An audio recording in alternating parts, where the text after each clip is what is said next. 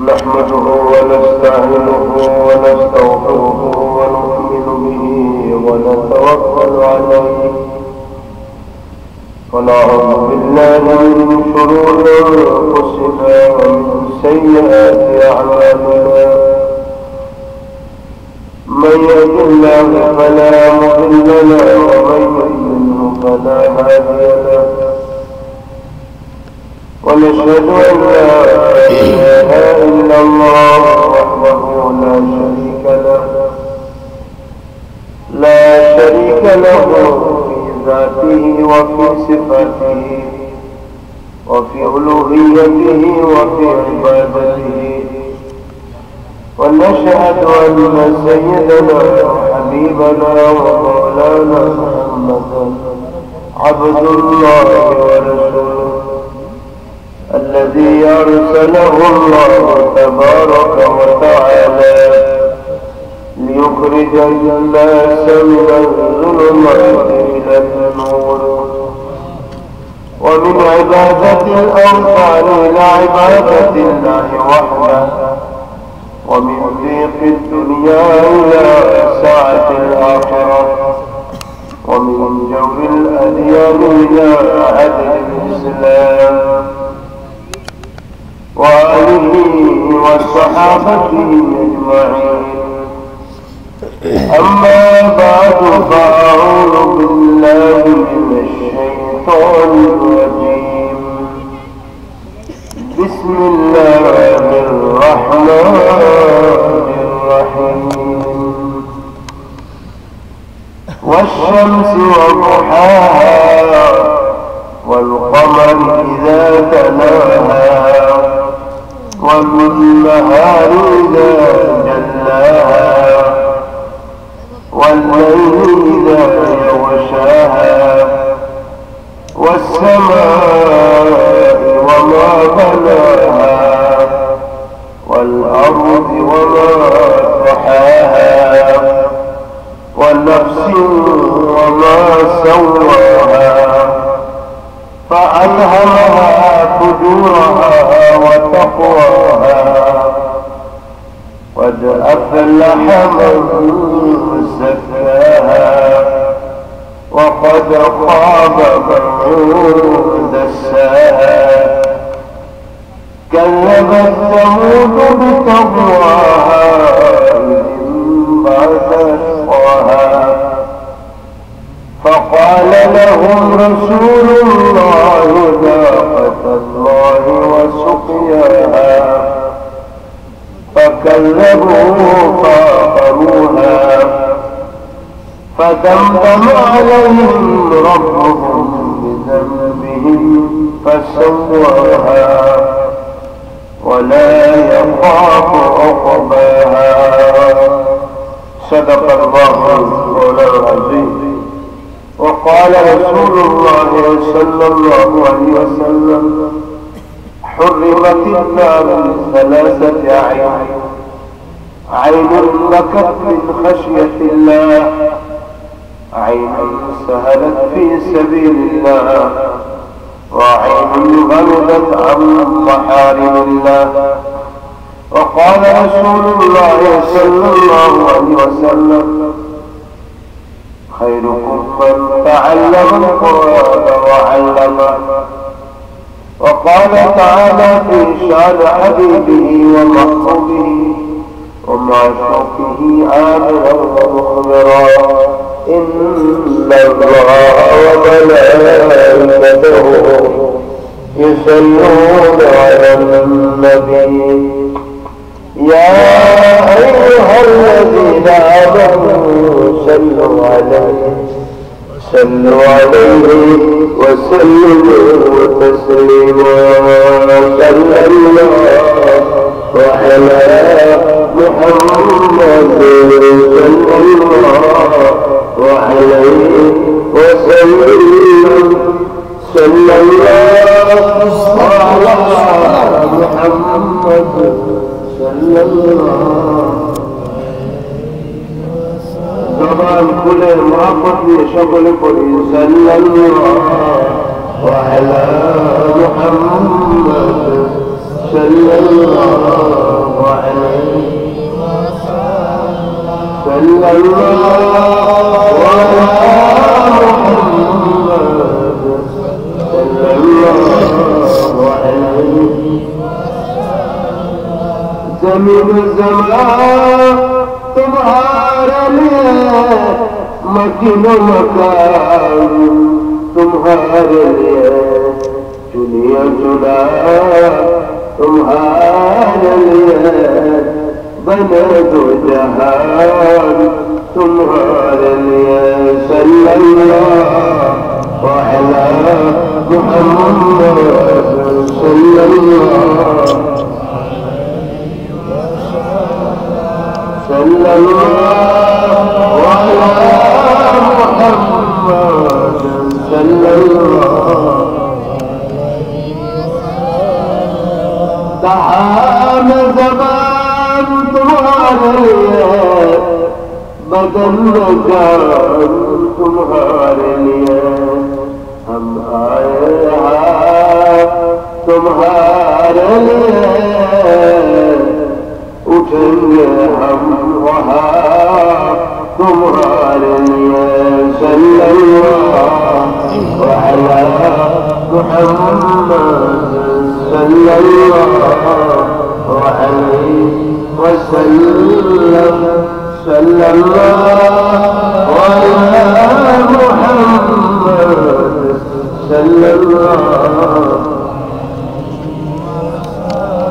बलग العلا بكماله كشف الدجى بجماله حسن خصاله صلوا عليه এখন অবস্থা তো খালি লাইটে বাড়ি হয় আর হুজুরের মুখ একবারে দেখা যায় না এটা করতে ভিডিও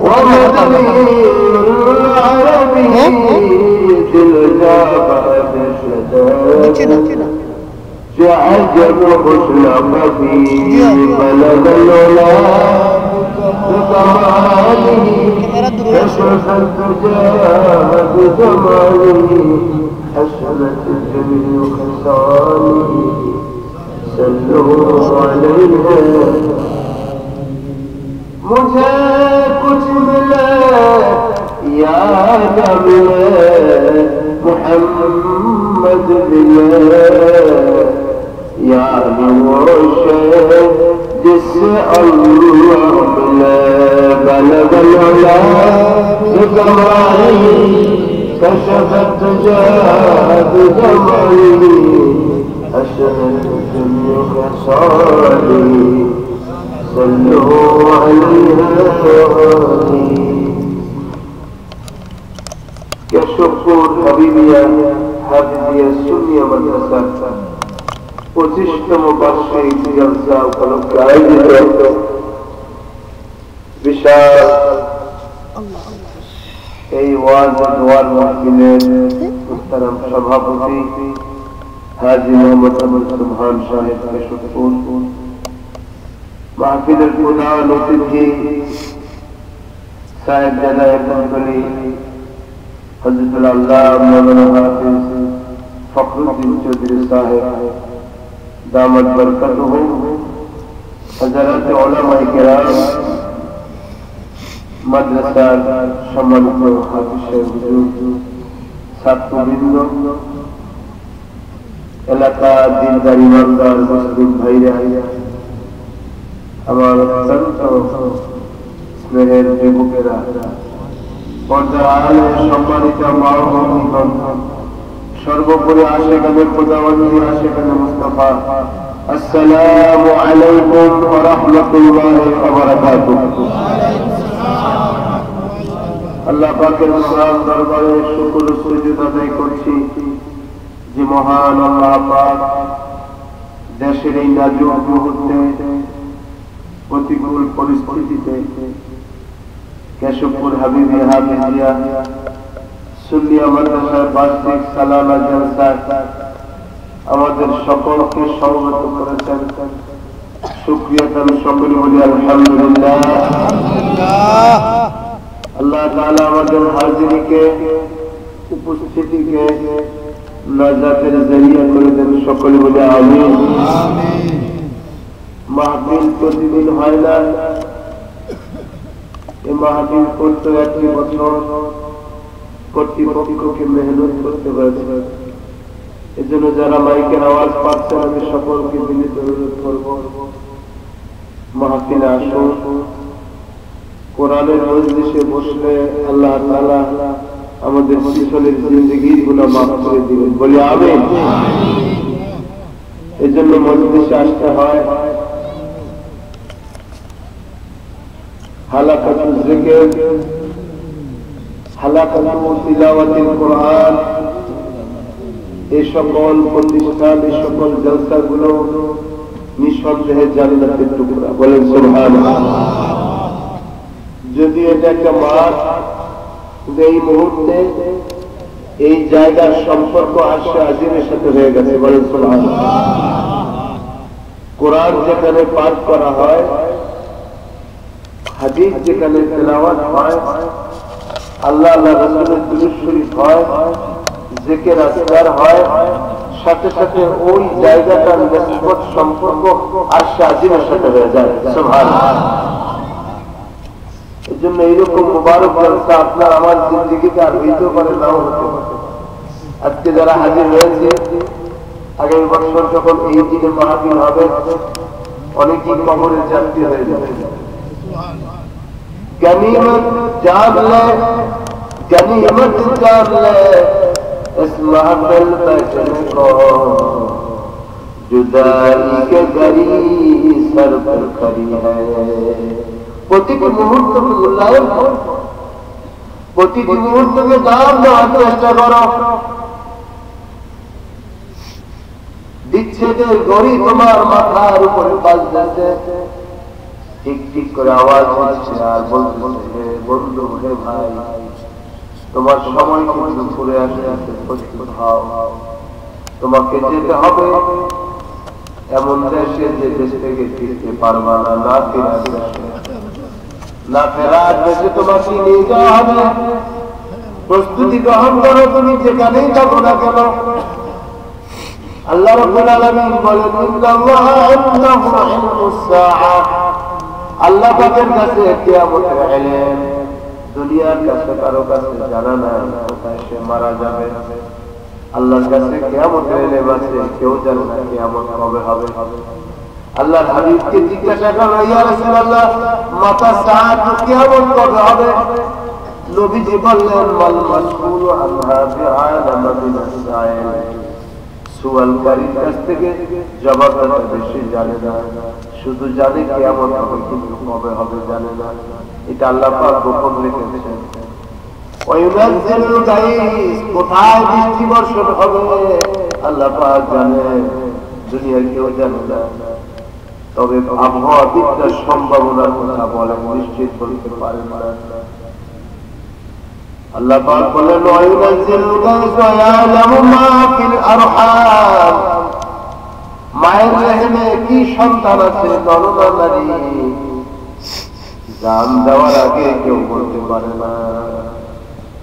ওয়া মা তাদরি নাফসুম মাযা তাকসিবু গাদা, আগামী দিন তুমি কি উপার্জন করবে, কোথায় যাবে, কোথায় খাবে, কোথায় ঘুমাবে, কোথায় তোমার বিচরণ হবে, আল্লাহ পাক ছাড়া কেউ জানে না, সুবহানাল্লাহ।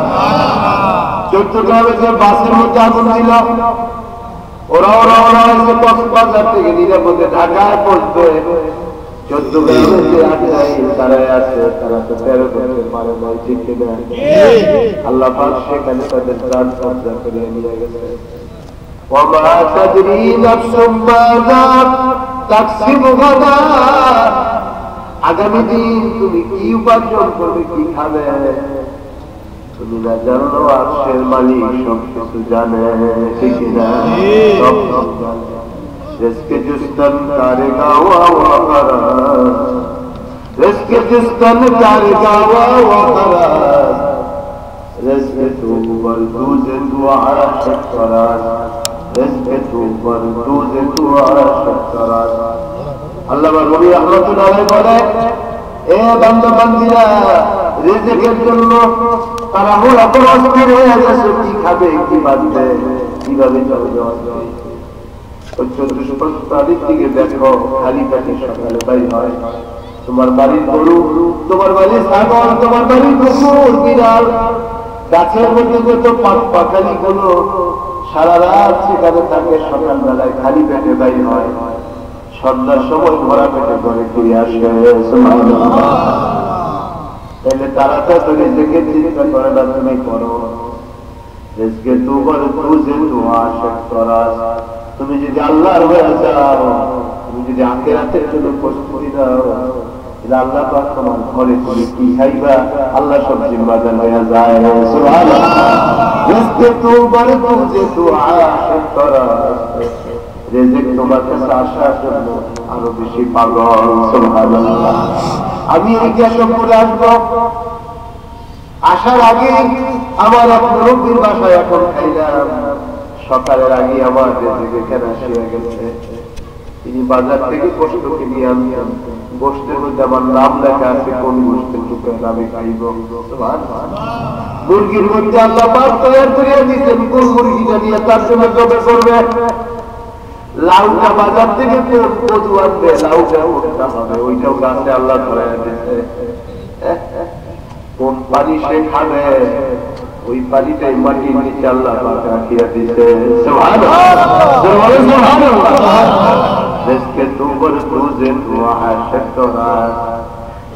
তোমার কাছে আসার জন্য তোমার বেশি পাগল। তুমি কি খাইবা, কোন ক্ষেতের চাউল খাইবা, ওই চাউল তোমার কাছে আসার জন্য আল্লাহ ব্যবস্থা করে রাখছে। ওমা তাদরি নাফসুম মাযা তাকসিবু গাদা, আগামী দিন তুমি কি খাইবা কি করবা সব আল্লাহ পাক রেডি রাখছে।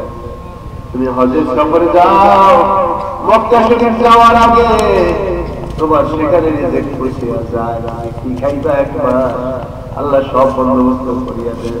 ওইখানে কোনো ফসল নাই, কোনো ফল ফলাদি নাই, আল্লাহ দুনিয়ার কোন প্রান্তে তৈরি করিয়া তোমার জন্য সেখানে প্রস্তুত রাখছে। সুবহানাল্লাহ। ওমা তাদরি নাফসুম মাযা তাকসিবু গাদা ওমা তাদরি নাফসুম বিআইয়ি আরদিন তামুত, কোন ভূখণ্ডে তুমি মৃত্যুবরণ করবে আল্লাহ ছাড়া কেউ জানে না, ঠিক কিনা? আমি কি ঢাকায় পৌঁছতে পারবো কিনা আমার জানা নাই।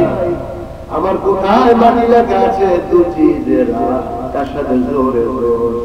শেখ সাদি রহমতুল্লাহ বলে দুইটা বস্তু পাশাপাশি চলে, দু চিজের তার সাথে জোরে জোর, একে আবে দানা যেখানে খাস দানা পানি যেখানে আছে তোমাকে দিতে হবে সেখানে, ঠিক না? আর যেখানে পানি আছে সেখানেও তোমাকে দিতে হবে।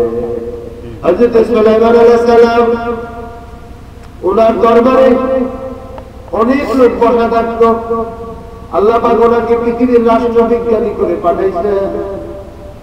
তিনি সকাল বেলায় ইরাক থেকে রওনা হয়েছেন, দুপুরে সিরিয়ায় পৌঁছেছেন, বিকাল বেলা চায়নায় চলে যেতেন, চায়না থেকে আবার বাগদাদের রাস্তা চলে আসতেন। 1 মাসের রাস্তা করতে করতে চলতে পারতেন। সুবহানাল্লাহ। ওনার যে বিমান ছিল ফ্লাইট, যে কোনো জায়গায় গিয়ে ল্যান্ড করতে পারত। সুলাইমান নবী যে ফ্লাইট ছিল তখ্ত সুলাইমানি, এটা যে কোনো জায়গায় ল্যান্ড করতে পারত। এটা কোনো ফুয়েল লাগতো না, তেল মোবিল লাগতো না। সিটিং ব্যবস্থাটা ছিল আনলিমিটেড, যত লোক চড়তে চাইতে সকলে চড়তে পারতে।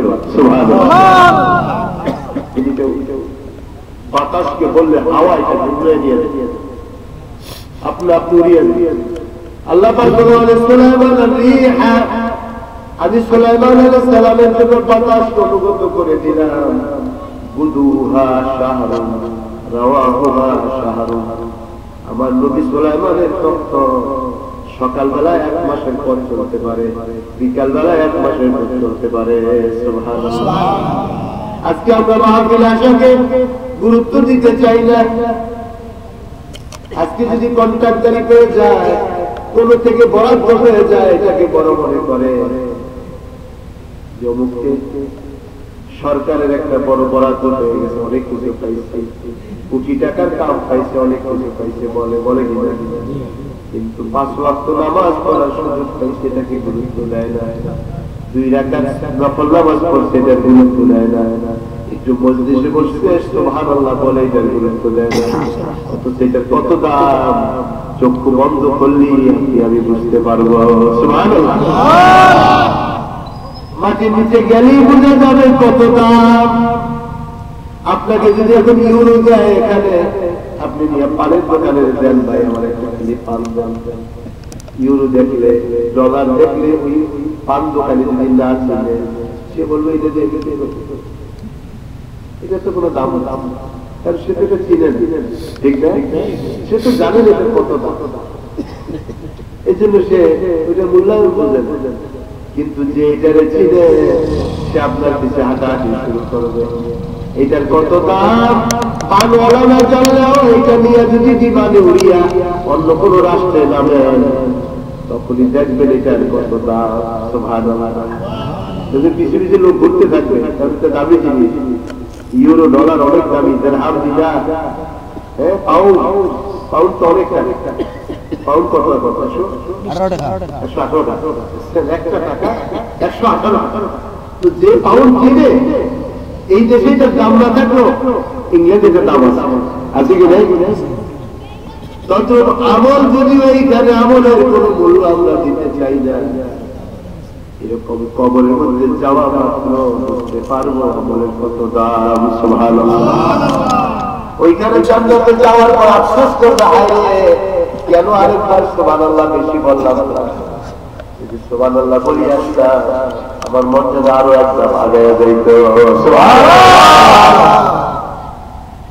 যে তাসবিহ বলে দেই সুবহানাল্লাহ ওয়া বিহামদিহি, সুবহানাল্লাহিল আযীম, সূরা আল-ফাতিহা, সুবহানাল্লাহ ওয়া বিহামদিহি, সুবহানাল্লাহ, সুবহানাল্লাহ ওয়া বিহামদিহি, সুবহানাল্লাহিল আযীম, লা ইলাহা ইল্লাল্লাহ মুহাম্মাদুর রাসূলুল্লাহ সাল্লাল্লাহু আলাইহি ওয়াসাল্লাম। হযরত সুলাইমান আলাইহিস সালাম তখন উড়ে যাইতেছেন, এমন সময় একটা আওয়াজ ওনার কানে আসলো, সুবহানাল্লাহ ওয়া বিহামদিহি। আওয়াজ পাওয়া মাত্র সুলাইমান নবী তখনকে বললেন, তখন তুমি ল্যান্ড করো। এই তখন ল্যান্ড করো, তখন ঘোষণা হয়ে গেল। সাথে সাথে তখন ল্যান্ড করতেছে, তখন তো রান হয়ে লাগে না, যেরকম আমাদের বিমান হেলিকপ্টারে রান হয়ে লাগে। আল্লাহ নবী সুলাইমান আলাইহিস সালাম তখন কোনো রান হয়ে লাগে না, যে কোনো সময় ল্যান্ড করতে পারে। সাথে সাথে এত বড় বিশাল দপ্তর সুলাইমানি ল্যান্ড করতেছে জমিনের উপরে। যেই না নিচে নামিয়ে আসছে, দেখে একজন বান্দা পাশে দাঁড়ানো, কৃষক ক্ষেতের মধ্যে চাষ করতেছে, সে দাঁড়ানো। তিনি কৃষককে ডাকে, জিজ্ঞাসা, কৃষককে জিজ্ঞাসা, সে তো ভয় পেয়ে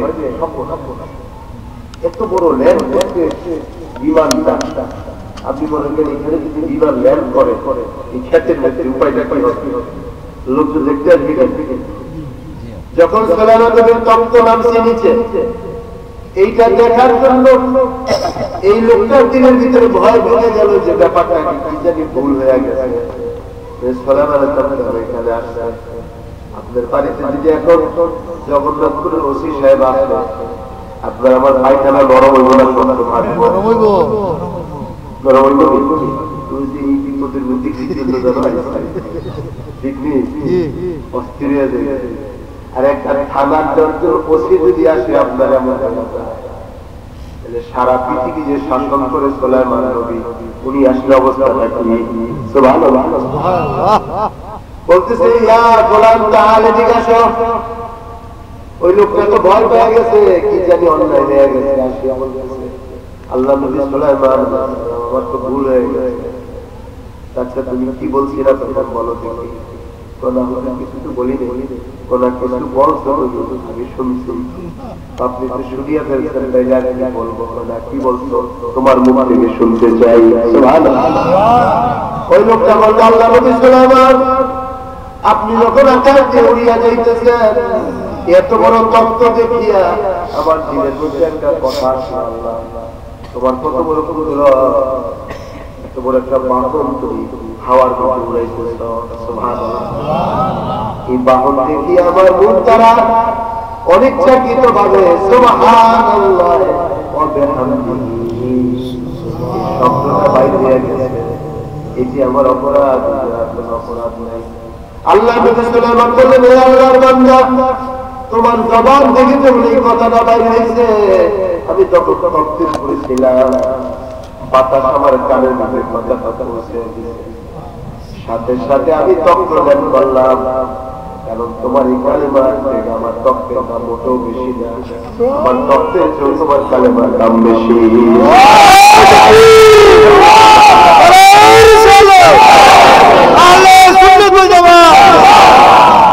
হযরত সুলাইমান আলাইহিস সালাম বলেন হে প্রতিকে চাষা আল্লাহর বান্দা তুমি যখন সুবহানাল্লাহ ওয়া বিহামদিহি বলেছো এই সুবহানাল্লাহ ওয়া বিহামদিহি আমার তক্তের চেয়ে বেশি দামি আমি উপরে থাকতে পারলাম না নিচে নেমে যেতে বাধ্য হলাম সুবহানাল্লাহ।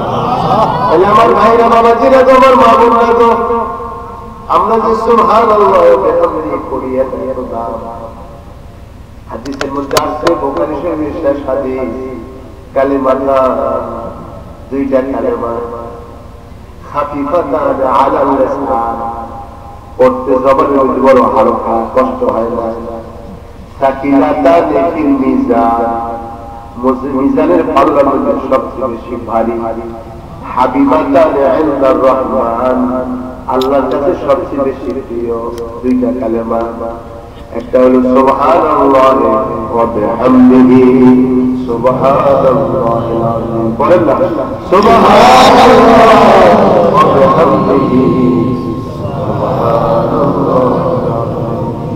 সুবহানাল্লাহ ওয়া বিহামদিহি সুবহানাল্লাহ।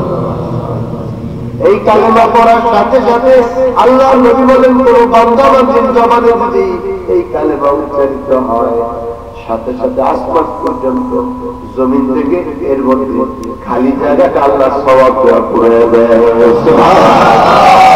পুরোটা সওয়াব দিয়ে। এজন্য আমার ভাইরা বলতেছিলাম হযরত সুলাইমান আলাইহিস সালামের দরবারে অনেক লোক বসা একজন বান্দাও সঙ্গে বসে আছে তেনার সাথে আজরাইল দেখা করতে আসছে সুলাইমান নবীর সাথে পয়গম্বরদের কাছে আজরাইল আসেন মিকাইল আসেন জিবরাইল আসেন আসেন কিনা এটা হইল পয়গম্বরদের দরবারে প্রিয় হইল ফেরেশতারা ফেরেশতারা কি পয়গম্বরের দরবারে প্রিয়। আমার আপনার নবী জনাবে মুহাম্মদুর রাসূলুল্লাহ সাল্লাল্লাহু আলাইহি ওয়াসাল্লামের দরবারে জিবরাইল আলাইহিস সালাম 24,000 বার আগমন করছে সুবহানাল্লাহ 24,000 কোন পয়গম্বরের কাছে এত বার সমস্ত নবীদের সরদার হইতেছেন সাইয়্যিদুল কাউনাইন আর ফেরেশতাদের সরদার হইতেছেন জিবরাইল আমিন। আল্লাহর হাবিব সাল্লাল্লাহু আলাইহি ওয়াসাল্লাম জিবরাইল আমিনকে দুই জায়গায় তিনি দেখেছেন তা আপন আকৃতিতে আল্লাহ বলেন ওয়ালাকাদ রাআহু নাযলাতান উখরা আমার জিবরাইলকে আমার নবী দুই জায়গায় দেখেছেন একবার দেখছেন গারে হেরার পাদদেশে আরেকবার দেখেছেন সিদরাতুল মুনতাহায় সুবহানাল্লাহ একবার দেখেছেন গারে হেরা। কোরআন যখন নাযিল হয় তখন আল্লাহ নবী জিবরাইলকে দেখেছেন 600 ডানা সহ জিবরাইলের 600 ডানা ছিল একটা ডানা খুললে সারা দুনিয়া ঢাকিয়া যেত এরকম 600 ডানা দিয়ে উড়িয়া আল্লাহর দরবারে পৌঁছেন সুবহানাল্লাহ। আল্লাহ পাক বলেন ওয়ালাকাদ রাআহু নাযলাতান উখরা ইনদা সিদরাতিল মুনতাহা আমার নবী মুহাম্মদুর রাসূলুল্লাহ সাল্লাল্লাহু আলাইহি ওয়াসাল্লাম জিবরাইল আমিনকে দেখেছেন সিদরাতুল মুনতাহার কাছে নবী যখন মেরাজে যান নবীর কত দাম বলেন সুবহানাল্লাহ। এত উপরে কেউ যেতে পারে নাই, পারছে? পৃথিবীর সবচেয়ে বড় নভোচারী হইতেছেন আল্লাহর হাবিব সাল্লাল্লাহু আলাইহি ওয়াসাল্লাম, আর প্রথম নভোচারী হলেন সুলাইমান আলাইহিস সালাম। মানুষ বলে যে বিজ্ঞানীরা বিমান আবিষ্কার করছে, বিজ্ঞানীরা রকেট আবিষ্কার করছে। আমরা বলি এরা তো বিজ্ঞানীরা কিছুই না। সর্বপ্রথম পৃথিবীতে যিনি আকাশ ভ্রমণ করেছেন তিনি সুলাইমান আলাইহিস সালাম। সুবহানাল্লাহ। তিনি বিমানে চলতেন। ওনার বিমানে স্পিড ছিল যে 1 মাসের পর সকালবেলা যেতে পারে। সুবহানাল্লাহ। এখন পৃথিবী পুরাটা ঘুরলো আপনার কি বলে 1 মাস সময় লাগবে। এত পৃথিবী ছোট হয়ে গেছে। তখন এটা উড়িয়া যাইতে জায়গায় জায়গায় যায় মানুষ নামায় দিতেন, আবাদ করতেন রাষ্ট্রবিজ্ঞানী। তাহলে আপনি কি করে চায়নাতে মানুষ বানান, কি করে মানুষ মঙ্গোলিয়াতে গেছে, কি করে মানুষ গ্রিসে গেছে, কি করে মানুষ অ্যান্টার্কটিকা মহাপ্রদেশে গেছে, এত দূরে মানুষ গেল কেন? তখন তো বাউন ছিল না, তখন তো জাহাজ ছিল না, তখন তো এরকম পানির উপর দিয়ে বরফের উপর দিয়ে কিভাবে অ্যান্টার্কটিকায় যাবে মানুষ? জায়গায় জায়গায় মানুষ পৌঁছে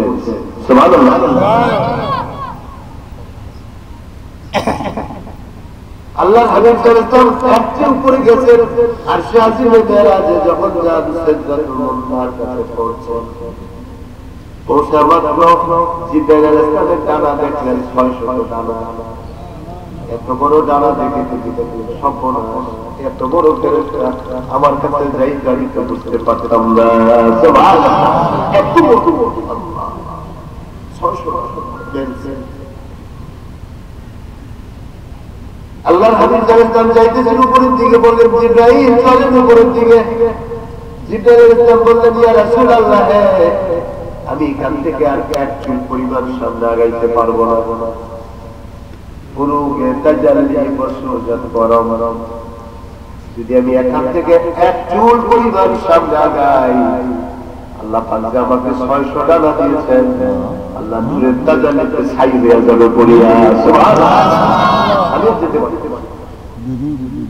দেখেন যেখানে জিবরাইল শ্রেষ্ঠ ফেরেশতা উপরে উঠতে পারে না, আল্লাহ নবী সেখান থেকে রক্ষা করে আল্লাহর দরবারে পৌঁছে গেছে। সুবহানাল্লাহ। সেই নবীর উপর যেতে পারে খুশি হবে না? আলহামদুলিল্লাহ।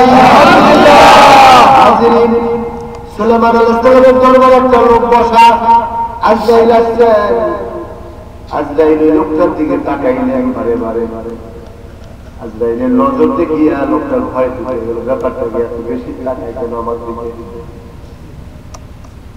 হযরত জিবরাইল আজরাইল আলাইহিস সালাম যখন চলে গেলেন, সুলাইমান আলাইহিস সালামকে এই ব্যক্তি বলতেছে, হুজুর আল্লাহর নবী সুলাইমান, আপনি বাতাসকে আদেশ করেন আমাদের দূরে কোথাও সরায় দেয়। সুলাইমান নবী বললেন এর কারণটাকে তুমি এমন বলছো কেন? বলছে আমার ভয় হচ্ছে, ওই যে আপনার কাছে একজন আগন্তুক আসছে, কারণ আমার দিকে নজর দেওয়া আমার ভয় হয়েছে, কাপড়ে ফুটিয়ে গেছে। নবী সুলাইমান বললেন সে তো আজরাইল, না আমাকে আপনি আদেশকে বাতাস যেন আমাকে কোথাও নিয়ে যায়। সুলাইমান নবীকে আল্লাহ বাতাস অনুগত করে দিয়েছে। নবী আদেশ করলেন বাতাস বায়ু এর একখানে নিয়ে যাও। তখন বাতাস তাকে বিদায়া হাওয়ার মধ্যে উঠাইয়া এক দ্বীপে নিয়ে ফেলছেন। পরের দিন সকালে ওই দ্বীপে আজরাইল আলাইহিস সালাম অবতরণ করছে। সুবহানাল্লাহ। আজরাইল আলাইহিস সালাম ওইখানে আমি আগে ওই ব্যক্তি, সেখানে ওই ব্যক্তিকে দেখে জান কবজা করিয়া নিয়েছেন। কিছুদিন পরে আবার সুলাইমান নবীর দরবারে যখন আসছেন আজরাইল, বললেন ভাই আজরাইল কি ব্যাপার, ওই দিন এত নজর দিয়ে দেখছো কেন? হুজুর ওই লোকটার দিকে দেখলাম এই জন্য যে লোকটার জান কবজার জায়গা দেখছি অমুক দ্বীপের মধ্যে, কিন্তু লোকটা আপনার দরবারে দেখি আমাকে কৌতূহল হলো কি করে এটা সম্ভব। এদিকে আর এর জান কবজার ওই দ্বীপে এইখানে কেন? এটা আমার কাছে আশ্চর্য মনে হচ্ছে যে আমার কাছে লিস্ট আছে।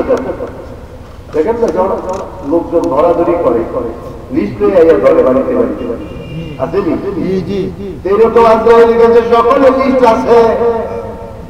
আমি এখন যদি আমার জান কবজা হয় লিস্ট আল্লাহ পাক দিয়া যায় সবে কদরের রাত্রে, সবে কদরের রাত্রে, সবে বরাতের রাত্রে আল্লাহ পাক লিস্ট ধরে দেয় এই সকল লোকদের ভিতরে এই বছর কবজা করবা, কোন জায়গা থেকে নিবা, কখন নিবা, আমি মাওলার সিদ্ধান্ত সকলের জন্য হইয়া গেছে। আজরাইল আলাইহিস সালাম দেখলেন এই বান্দার লিস্টে লোক দিবে। সুলাইমান নবী বললেন আজরাইল এই লোকটা যখন ভয় পাইল আমি বাতাসকে আদেশ করলাম, বাতাস ওই দিকে নিয়ে এসে পৌঁছে দিয়েছে। এই জন্য বলছিলাম রে বাইরে ওয়ামা তাদরি নাফসুম বিআইয়ি আরদিন তামুত, কোন ভূখণ্ডে তুমি মৃত্যুবরণ করবা আল্লাহ ছাড়া কেউ জানে না। সুবহানাল্লাহ। এই জন্য আমার ভাইরা বাবাজিরা গো, দুনিয়াতে আমরা চিরকাল থাকার জন্য আসি নাই। আমাদের পিতা মাতা সকলে দুনিয়া থেকে বিদায় হয়ে গেছে। ইয়া নাফসুলা তাগরুরকা বিতানাউমিন, হে আত্মা দুনিয়ার চাকচিক্যের মধ্যে ধোঁকায় পড়িও না। বলো আমরুল ফাদওয়াল মালিয়াজুল, তোমার হায়াতের দিন ফুরে যাবে, তোমার ধনসম্পদ তোমার হাত ছাড়া হয়ে যাবে। আপনার ফিলিপাইনের প্রেসিডেন্ট ছিলেন মার্কোস, সে যখন মারা যায় তখন সুইস ব্যাংক $400 কোটি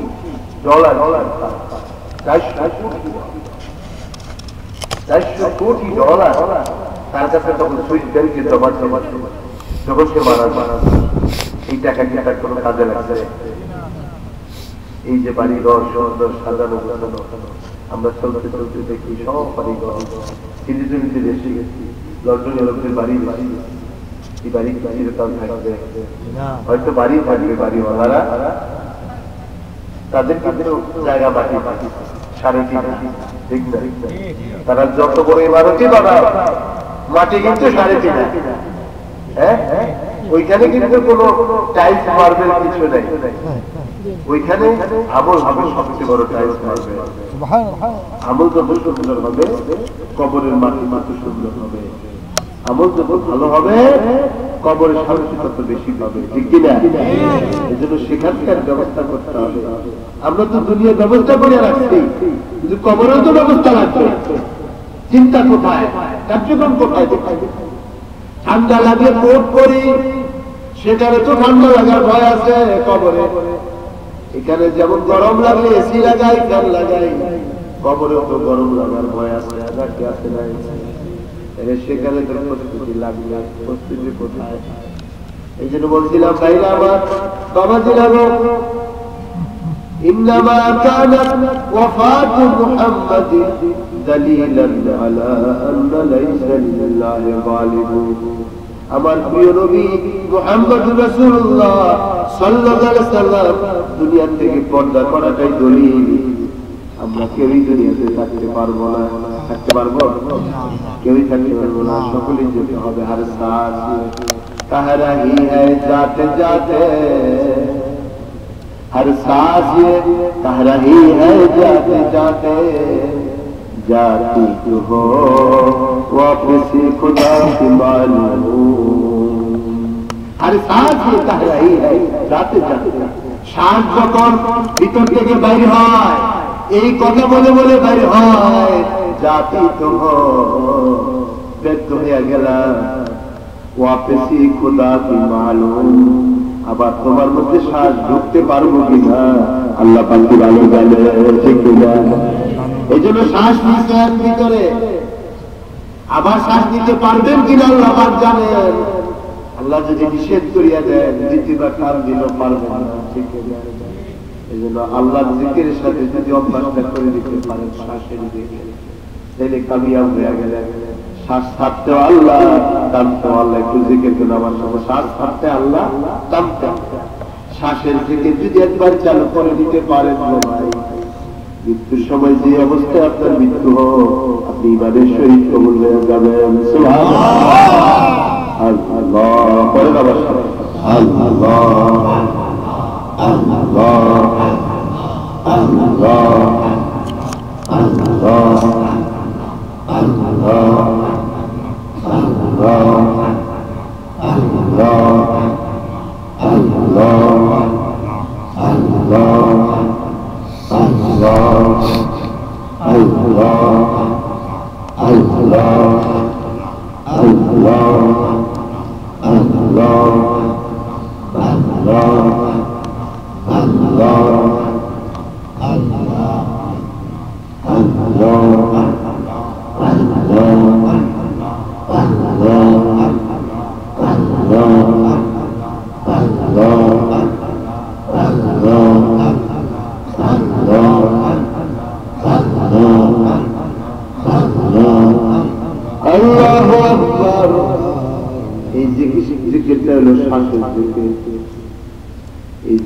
সকলে চালু রাখবেন ভাই, বলে গেলাম মা বোনরা যারা আওয়াজ পাও অনুরোধ করলাম জিকিরটা করিও। শ্বাস ছাড়তো আল্লাহ, ছাড়তো আল্লাহ। হযরত শাহ ওয়ালিউল্লাহ মুহাদ্দিস দেহলভী রহমাতুল্লাহ প্রতিদিন 50,000 বার জিকির করতেন। আমাদের শ্বাস প্রশ্বাস 24,000 বার শ্বাস ছাড়িয়া টানি। এই জন্য যদি শ্বাসের সহিত এই জিকিরের খেয়াল থাকে, জিকির চলতে থাকে, যদি টানা অবস্থায় আমার মৃত্যু হয়, আমার ইবাদের সহিত মৃত্যু হবে। শ্বাস ছাড়া অবস্থায় যদি মৃত্যু হয়, আল্লাহর সহিত আমার মৃত্যু হবে। সুবহানাল্লাহ। এই জন্য এই জিকিরটা সকলে করবেন। আল্লাহ আল্লাহ আল্লাহ আল্লাহ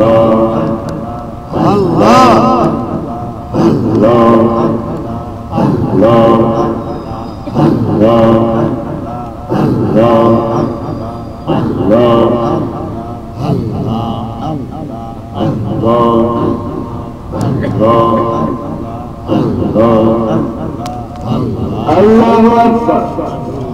জবান যদি আওয়াজ করিয়া নাও করেন, আস্তে আস্তে যদি খেয়ালে শরীর পড়ে, টানতে আল্লাহ, ছাড়তে আল্লাহ।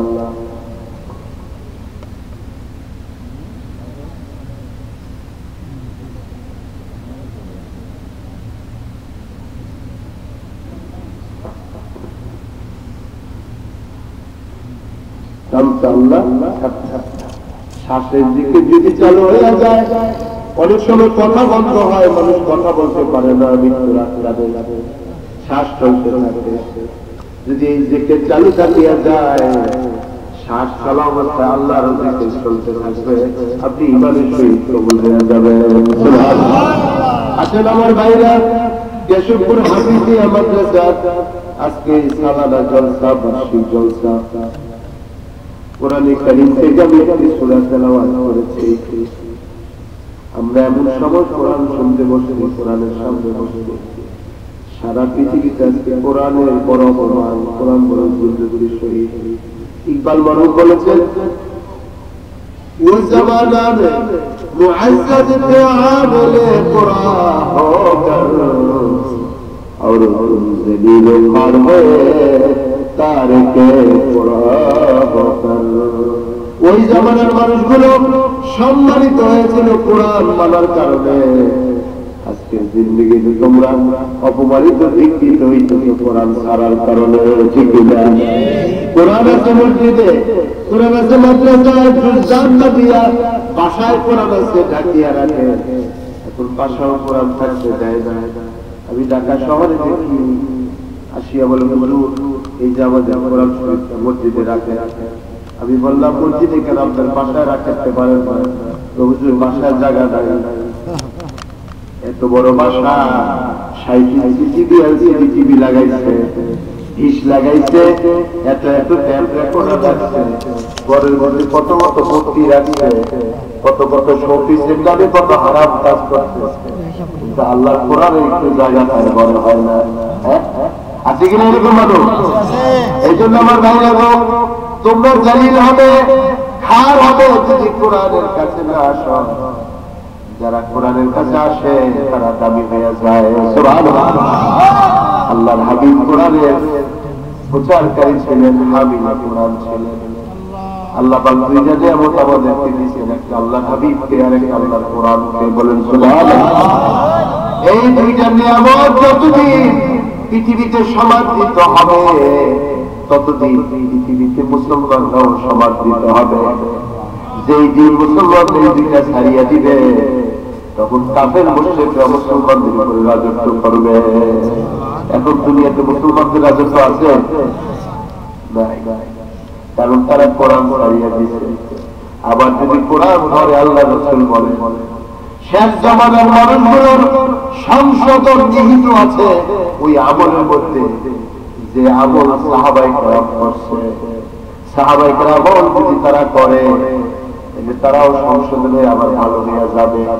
আবার সেই দিন আসবে কোরআন যেদিন কায়েম হয়ে গেছিল দুনিয়াতে, আল্লাহ নবী বলেন এমন একদিন আসবে দুনিয়াতে যখন কোরআন কায়েম হবে, ভবিষ্যৎবাণী নবী করেছেন, তখন কারো কোনো ভয় থাকবে না। একজন নারী তার সমস্ত অলংকার নিয়ে সাদা থেকে হাজরামত পর্যন্ত হেঁটে যাবে, আল্লাহর ভয় ছাড়া কোনো ভয় থাকবে না। সুবহানাল্লাহ। আজকে আমাদের নিরাপত্তা নাই, আছে ঘরে বাড়িতে কোথাও নিরাপত্তা নাই। আল্লাহ পাক বলেন ফালিয়াবুদু, বলেন আমার সাথে, ফালিয়াবুদু রাব্ব হাযাল বাইত আল্লাযী আত'আমাহুম মিন জু'ইন ওয়া আমানাহুম মিন খাউফ। আল্লাহ পাক বলেন ফালিয়াবুদু রাব্ব হাযাল বাইত, এই ঘর, এই ঘর মানে বাইতুল্লাহ, রবের ইবাদত করা উচিত। যদি তার ইবাদত করে আল্লাযী আত'আমাহুম মিন জু'ইন, তিনি ক্ষুধার সময়, দারিদ্রতার সময়, অভাবের সময় তিনি তোমাদের রিজিক দিবেন, আর ভয়ের সময় তিনি তোমাদের নিরাপত্তা দিবেন। আজকে আমাদেরকে নিরাপত্তা দিতে কে? কে দিতে? সরকার নিরাপত্তা দিতে পারবে? তারও কি নিরাপত্তা নেই? সেই তো সামনে পিছনে প্রোটোকল নিয়ে চলে। এলাকায় আসে সামনে পুলিশের গাড়ি, পিছনে পুলিশের গাড়ি, মানে ভয় পাইছে কিন্তু পুলিশ কি ঠিক না? এই জন্য সামনে পিছনে পুলিশ প্রোটোকল দিয়ে সে আসে। যে নিজেই নিরাপত্তাহীনতায় ভুগে, সে আমাদের নিরাপত্তা দিবে কেন? সম্ভব না, সে দিতে পারবে না। এই জন্য সরকার কেন কেউই আমাদের নিরাপত্তা দিতে পারবে না। নিরাপত্তা দিবেন কে? আল্লাহ। একমাত্র আল্লাহ। এই যে আমরা বাসা বাড়িতে থাকি, আল্লাহ যদি নিরাপত্তা না দিতে তাহলে কেমনে থাকতে থাকতে? কাগজে যত পুলিশ আছে তাগো ঘরের মধ্যে, আমাকে বাড়িতে একটা আছে। আমাদের টাকা দিয়ে ওদের পুলিশ আমরা পাইলে অগরে ব্যবস্থা করতে করতে, ঠিক না? আমাদের টাকা জনগণের ট্যাক্স নিয়ে, যে টাকা দিয়ে আমরা ট্যাক্স, ওই ট্যাক্স নিয়ে তাগো নিরাপত্তার জন্য পুলিশ পহরা তাগরে দেয়, আমাকে টাকা খাইয়া, অত টাকা আমরা খাই না, অত টাকার দরকারও নেই। ওদের ঘর বাড়ি নিরাপত্তা দিতেছি আমাদের ট্যাক্স দিয়ে, এরপরেও তারা আমাদের উপর খরচ হচ্ছে। দুনিয়া উল্টে হয়ে গেছে, কি বুঝে আসছে? এরপরে আজকে এখন তো জনগণের দশা কি অবস্থা দেখতে আছে, দুই দলের পেশাবেশিতে জনগণের হচ্ছে দশা কি।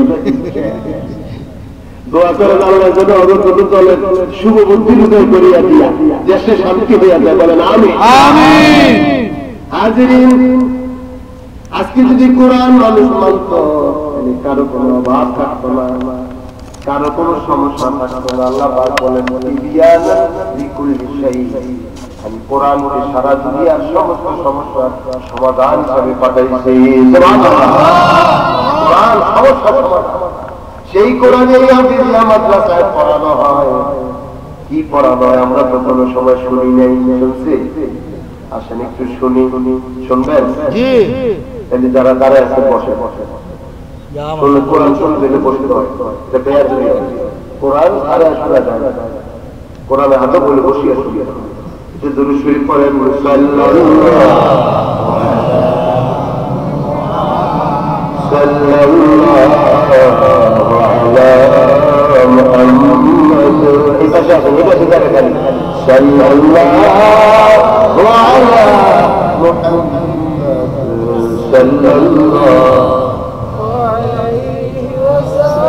अगर मैं होना काबिल والأمید ہے تم سے کہ پھر مجھ کو مدینہ میں بلا لو یا رسول اللہ صلی اللہ علیہ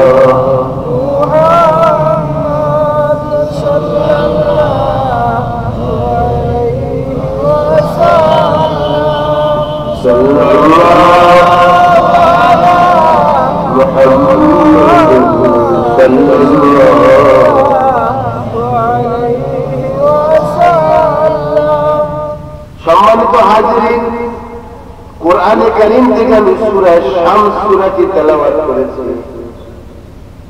সূরার নাম হলো সূর্য। সূরার নাম সূর্য।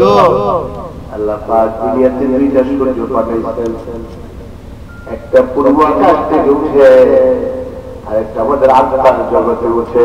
সুবহানাল্লাহ। একটা সূর্য পূর্ব আকাশে উঠে তাপ বিকিরণ করে আমাদের জীবন যাত্রা স্বাভাবিক করিয়া রাখে, ঠিক না? সূর্য যদি 10 দিন না উঠে আমরা চলতে পারবো না। সূর্য যদি না উঠে কোনো কৃষি কাজ হবে, সূর্য না উঠলে কোনো বৃষ্টি হবে। পানি নদী থেকে উপরের দিকে পানি পাইয়া বৃষ্টি বর্ষণ করে সূর্য। সবখানে তাপ লাগে, তাপ না দিলে যখন তাপ আছে, যদি সূর্যের তাপ 0 ডিগ্রিতে নেমে যায় সব বরফ জমিয়ে যাবে। পৃথিবীতে অনেক রাষ্ট্র আছে তুষার বৃষ্টি হয়, ওই দেশে সব বাড়ি ঘর সব বরফের নিচে পড়িয়া যায়, আছে না? টেক্সাস, আমেরিকার টেক্সাস, এই মুহূর্তে ক্যালিফোর্নিয়া, ওই সমস্ত অঞ্চল এখন সব ওই দেশে বরফ আর বরফ। ওরা যখন সামার ভ্যাকেশন পায় তখন তারা পৃথিবীর গরম গরম এলাকায় চলে আসে, কারণ ওরা 12 মাসে 9 মাসে থাকে বরফের ফলে। যেই 3 মাসে ভালো জায়গা পায় একটু গরম, ওরা তখন সারা দুনিয়া ছুটে, তখন খালি গায়ে কিছু নেই, দেখবেন নদীর তীরের সৃষ্টি হয়ে আসেনি। পত্র পত্রিকা দেখলেন বা যারা বিদেশে যায়, আমরা তো বিদেশ ঘুরে আসছি, দেখছি ওরা সব যে পোশাক পরে ওরা আমাদের দেশে কেউ পরে, এমন আপত্তিজনক পোশাক। ওরা বরফের মধ্যে 9 মাস ছিলাম, 3 মাস ওরা একেবারে জ্বালায় এই জন্য রোদের মধ্যে পড়িয়া পড়িয়া সব বালুর মধ্যে ছিটতে হয়ে নদীর কিনারে বালু সামার দামের সঙ্গে আল্লাহ তাআলা তাপ দিয়ে আমাদেরকে স্থিতিশীল রাখে। আমাদের দেশের সুন্দর, সারা পৃথিবীতে আমাদের দেশের মতো দেশ হয় না, বলেন আলহামদুলিল্লাহ। এত সুন্দর দেশ পৃথিবীতে অন্য দেশে গেলে আপনি দেখবেন এই মুহূর্তে বরফের কারণে জামা কাপড় আমাদের দেশে একটা চাদর কিনে হয়ে আছে। আল্লাহ কত দয়া করে। তো বলতেছিলাম দুইটা সূর্য আল্লাহ পাক দুনিয়াতে পাঠাইছেন। একটা সূর্য হইল আকাশের সূর্য। মায়েশা সিদ্দিকা রাদিয়াল্লাহু বলেন, লানা শামসুন ওয়ালিল আফাকি শামসুন, লানা শামসুন ওয়ালিল আফাকি শামসুন ওয়া শামসি আফদালু শামসিস সামাই। মায়েশা সিদ্দিকা বলেন, দুনিয়ার আকাশে একটা সূর্য আছে, আমাদের একটা সূর্য আছে।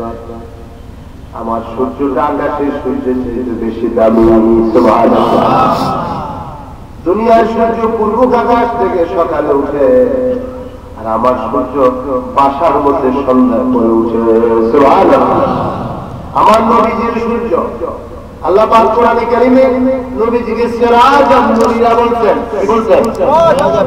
ইন্না আরসালনাকা শাহিদাও ওয়া মুবাশশিরাও ওয়া নাযীরা ওয়া দাঈয়ান ইলাল্লাহি বিইذনিহি ওয়া সিরাজাম মুনিরা। বলেন সুবহানাল্লাহ। নবীকে আল্লাহ সিরাজুল মুনির বলেছেন। আল্লাহর হাবিব আধ্যাত্মিক জগতের সূর্য। দুনিয়ার সূর্য যেমন আমাদের তাপ বিকিরণ করে, এরকম নবী রুহানি জগতে যেটা সূর্য আমাদের নূর দান করে, সুবহানাল্লাহ, আলো দান করে। এই জন্য আমার ভাইরা গো, বাবাজিরা গো, আল্লাহ পাক সূরার নাম দিয়েছেন সূরাতুল শামস, মক্কায় অবতীর্ণ সূরা। আমরা এই সূরাটার তরজমা করে ইনশাআল্লাহ বিদায় হব। আল্লাহ রাব্বুল আলামিন বলেন, والشمس وضحاها আল্লাহ পাক বলেন এই সূরাটা মক্কা অবতীর্ণ 15 আয়াত আছে। যে সমস্ত সূরাগুলি মক্কা অবতীর্ণ হয়েছে ওই সূরাগুলিতে আল্লাহ পাক আখিরাতের কথা বলেছেন, সফলতার কথা বলেছেন, দুর্ভাগ্যের কথা বলেছেন। কারা সফল হবে, কারা দুর্ভাগা হবে, কারা হতভাগা হবে তাদের কথা আল্লাহ বলেছেন। কারণ দুনিয়াতে আমরা যারা আসছি হাসরের ময়দানে বিচারের কাজ করায় কেউ হয়তো হতভাগা হবে, কেউ হয়তো সৌভাগ্যশালী হবে, ঠিক কিনা? এই যে বাচ্চারা পরীক্ষা দিতে পারতেছে না, এখন শুক্রবারের পরীক্ষার টাইম আছে, পরীক্ষার মধ্যে একদম পাস করে একদম ফেল করে, ঠিক কিনা? একদম ভালো কৃতকার্য হয় আর একদম অকৃতকার্য হয়। এই জন্য আমার ভাইরা বাবাজিরা বোনরা আমরাও পরীক্ষার কেন্দ্রে আছি, আমরা একটা পরীক্ষার কেন্দ্রে আছি। বালের হওয়ার পর থেকে পরীক্ষার কেন্দ্রে পরীক্ষা শুরু হয়ে যায়, মৃত্যু পর্যন্ত পরীক্ষা চলবে, পরীক্ষার রেজাল্ট বেরোবে হাসরের ময়দানে, বলে সুবহানাল্লাহ। আর পরীক্ষার ফলাফল তৈরির সময় হলো কবরের জিন্দেগি। যেমন পরীক্ষা নেওয়ার পরে 3 মাস ছাত্রদেরকে কোনো পড়াশোনা করতে হয় না, 3 মাস পর্যন্ত ফলাফলের অপেক্ষা করতে হয়। টিচাররা সব খাতা খাতা দেখিয়ে তাদের ফলাফল বানায়, ঠিক কিনা?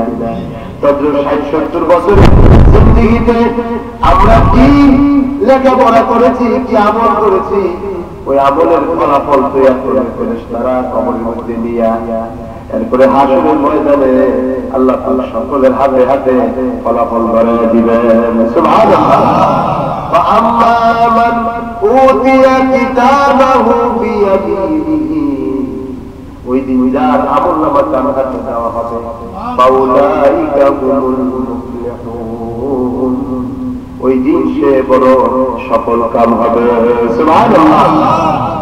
ওই দিন যার আমলনামা তার হাতে দেওয়া হবে, ইয়াদউনা সুবুরা, সে মৃত্যুকে ডাকতে থাকবে, আরে আমার যদি মৃত্যু হয়ে যায়, কিন্তু কখনো আর মৃত্যু হবে না। বাম হাতে আমলনামা দেওয়ার কারণে সে জাহান্নামী হবে, নাউজুবিল্লাহ। এই জন্য এখান থেকে কর্ম সিদ্ধান্ত নিয়ে যেতে হবে, আমি কোন দিকে যাবো। আল্লাহ আমাকে যে পাঠাইছেন, কি দায়িত্ব দিয়া পাঠাইছেন, এখান থেকে ঠিক করিয়া যাইতে হবে। যেই যুবক ইটালিতে যাইয়া, যেই ছেলে আমেরিকায় যাইয়া, লন্ডনে যাইয়া ক্লাবে ঘুরে বোতল খায়, এদিক সেদিক ঘুরে বেকার এখান দিকে যাপন করে, সে কি বাড়িতে টাকা পাঠাইতে পারে? তার বাড়ি থেকে বিল্ডিং হবে? কখনো হবে না।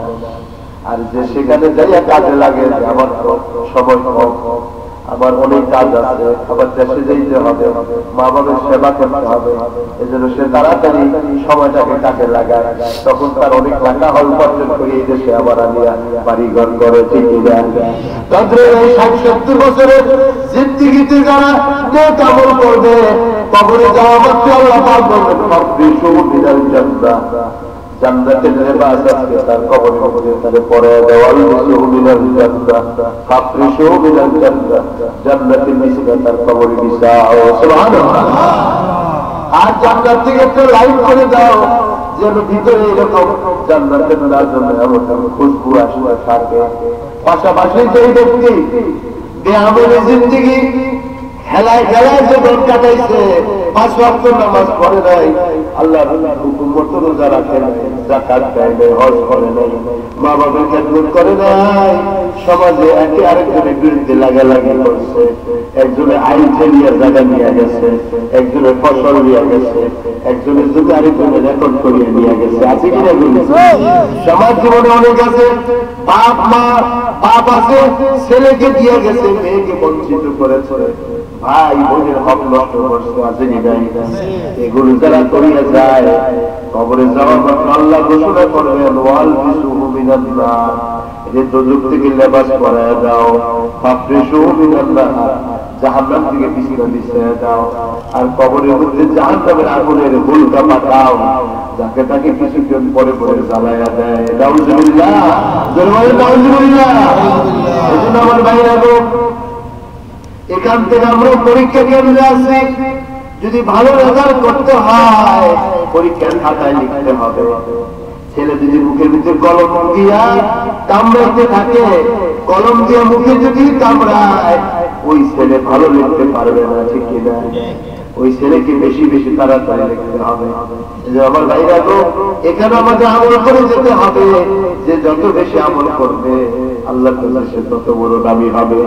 আমল সে জিंदगी बनती जन्नत भी जहन्नम भी, ये खाक अपनी फितरत में न नारी या न नूरी। আমলের দ্বারা মানুষ জান্নাতি হবে, আমলের দ্বারা মানুষ জাহান্নামী হবে। এই শরীরটা এই ফিতরা, এটা নূরি হবে না নারী হবে, দুজুরি হবে না জান্নাতি হবে, এটা আমল সিদ্ধান্ত দিয়ে দিবে। সুবহানাল্লাহ। আল্লাহ রাব্বুল ইজ্জত বলতেছেন বিসমিল্লাহির রহমানির রহিম ওয়াশ-শামসি ওয়া দুহাহা ওয়াল কমারি ইযা তালাহা ওয়াশ-শামসি ওয়া দুহাহা। আল্লাহ পাক বলেন সূর্যের শপথ, সূর্যের কসম। আল্লাহ কসম কাটতেছেন। আল্লাহ পাকের কসম কাটার দরকার আছে কি নাই? কোনো দরকার নাই। কারণ আল্লাহ পাক যদি যেই কথা বলবেন মুমিনরা কসম ছাড়াই বিশ্বাস করবে, আর কাফেরদের সামনে আল্লাহ হাজারবার কসম রাখলেও তারা বিশ্বাস করবে না, ঠিক কিনা? তাহলে আল্লাহ পাক কেন কসম করলেন?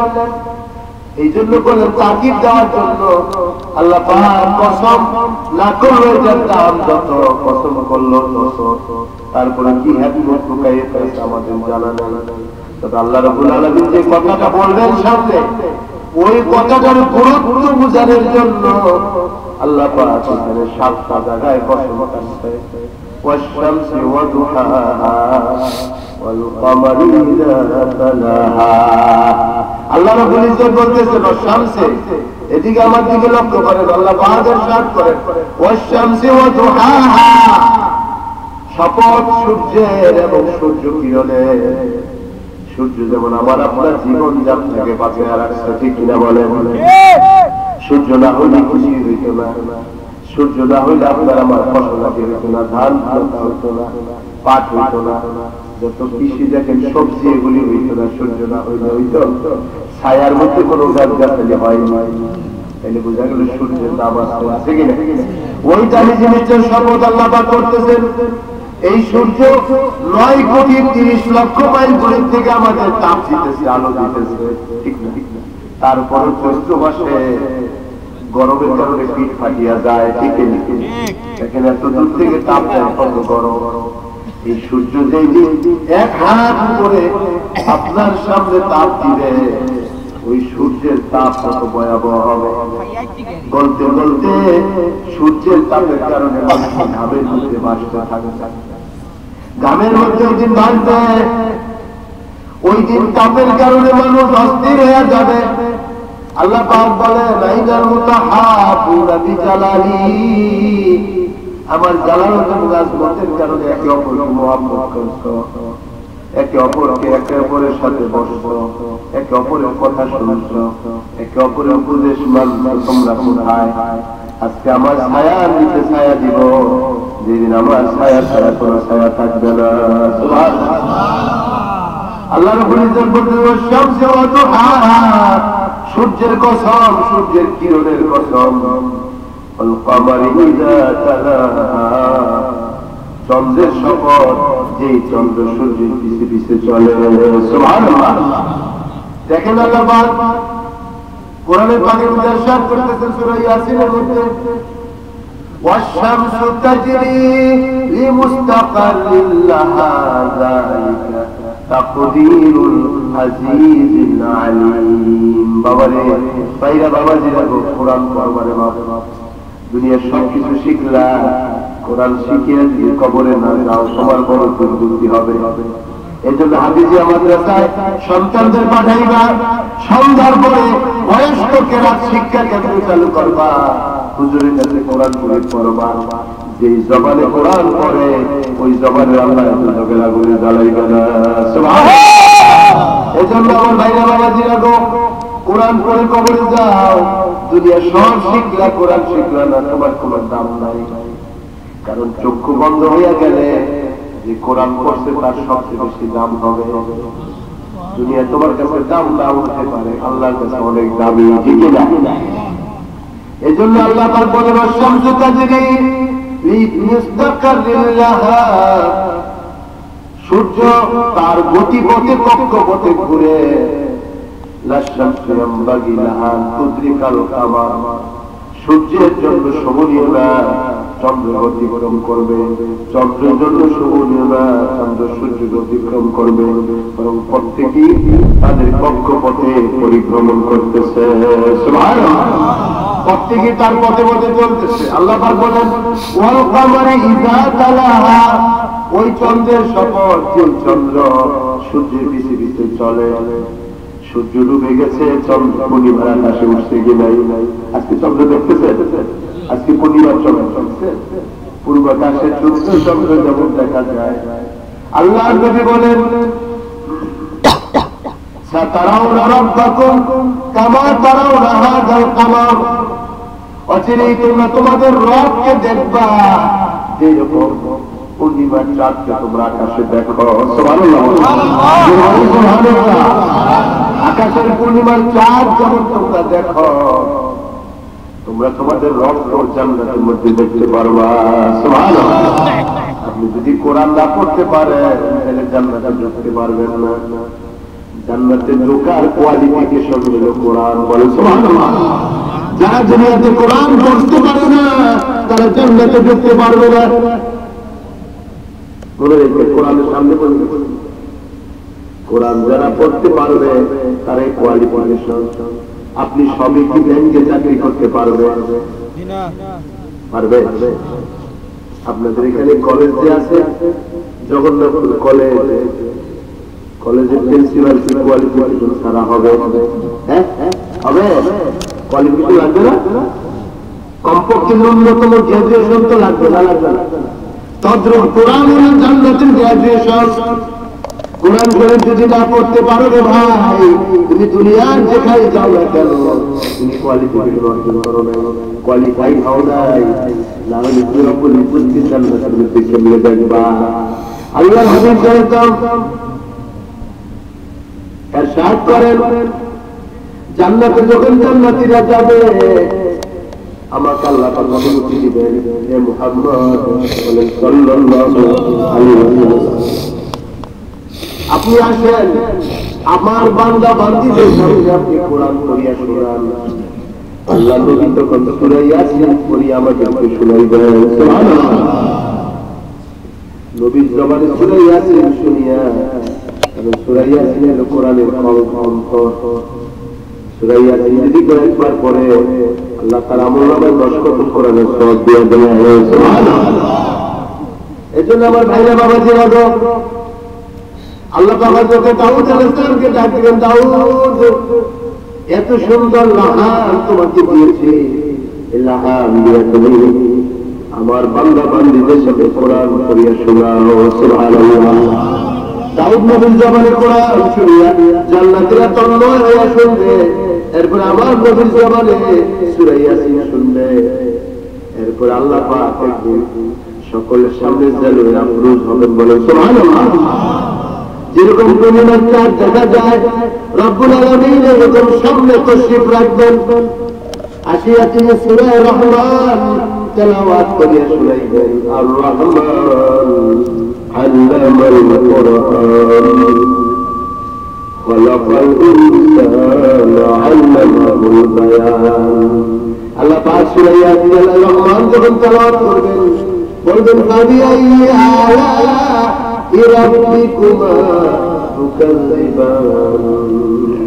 তোমরা আল্লাহ করলে আমাকে অস্বীকার করবা। সুবহানাল্লাহ। 8 কোটি বছর মানুষ এক পলকে রব্বুল আলামিনের দিকে তাকিয়ে থাকবে। পূর্ণিমা চাঁদ যেমন দেখো এরকম জান্নাতের মধ্যে আল্লাহ পাক পূর্ণিমার চাঁদের মধ্যে দেখা দিবেন। যখন সামনে আসবে, যারা আমরা আজকে দুনিয়াতে না দেখিয়া রব্বুল ইজ্জতকে ইবাদত করছি, ওই দিন আনন্দ ধরবে না, চোখের পানি পড়বে। আনন্দের উৎসব যেমন আমার আপনার মেয়ে ঘুরে দিয়ে দিচ্ছে, 3 বছর 2 বছর পরে মেয়ে বাড়ি যদি যান, অথবা বিদেশে ছেলে মেয়েরা থাকে, 3 বছর 5 বছর পরে যখন ছেলে মেয়ে বাড়িতে আসে, এয়ারপোর্টের মধ্যে বা পুরা বা সন্তানটাকে ফিরে পাইয়া গলার মধ্যে ধরে ধরে কি তখন চোখ দিয়ে পানি আসে। এটা দুঃখের চক্ষু পানি না, কান্না না, এটা আনন্দের কান্না। ঠিক না? এটা কি আনন্দের কান্না? ওই দিন যখন নকুল ইজ্জতকে দেখতে তখন নরনারী ইমানদারেরা চোখের পানি ছেড়ে দিয়ে আনন্দের কান্না। সারা জীবন যাকে চিন্তা করলাম না দেখিয়া আজকে সে মালিক আমার সামনে আসে। মালিকের দিকে দেখিয়া আনন্দ ঝরতে থাকবে। আল্লাহ রাব্বুল আলামিন তখন সকলকে বসার জন্য অনুমতি দিবেন, বসবে।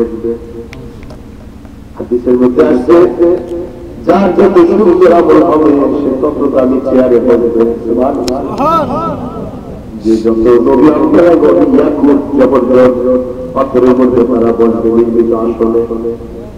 সাধারণ জান্নাতীরা আসনের মধ্যে নিচের দিকে বসবে। আল্লাহ রাব্বুল আলামিন আসলে সূরা রহমান তেলাওয়াত করিয়া শুনাইবেন। এক নজরে আল্লাহ পাকের দিকে 8 কোটি বছর মানুষ থাকবে। সুবহানাল্লাহ। জান্নাতীরা চেয়ে থাকবে। আল্লাহ পাক খুশবুর বৃষ্টি দিবেন, অনেক বড় ইতিহাস। সেদিকে যাচ্ছিল সময় কম। আল্লাহ রাব্বুল আলামিন যে কোরআন পড়িয়া শোনাইবে, কোরআনের হাদিসে মাদ্রাসায় পড়ানো হয়। এজন্য সন্তান দিবেন, নাতি পতি দিবেন, নিজে শিখবেন। কোরআন শিখিয়া যদি যাইতে পারেন আল্লাহ পাক অনুমোদন দিবেন। আরে বান্দা দুনিয়াতে কোরআন পড়ছ, আজকে আমি আমার জবানে তোমাদের কোরআন শোনাই। সুবহানাল্লাহ। তাকবীর।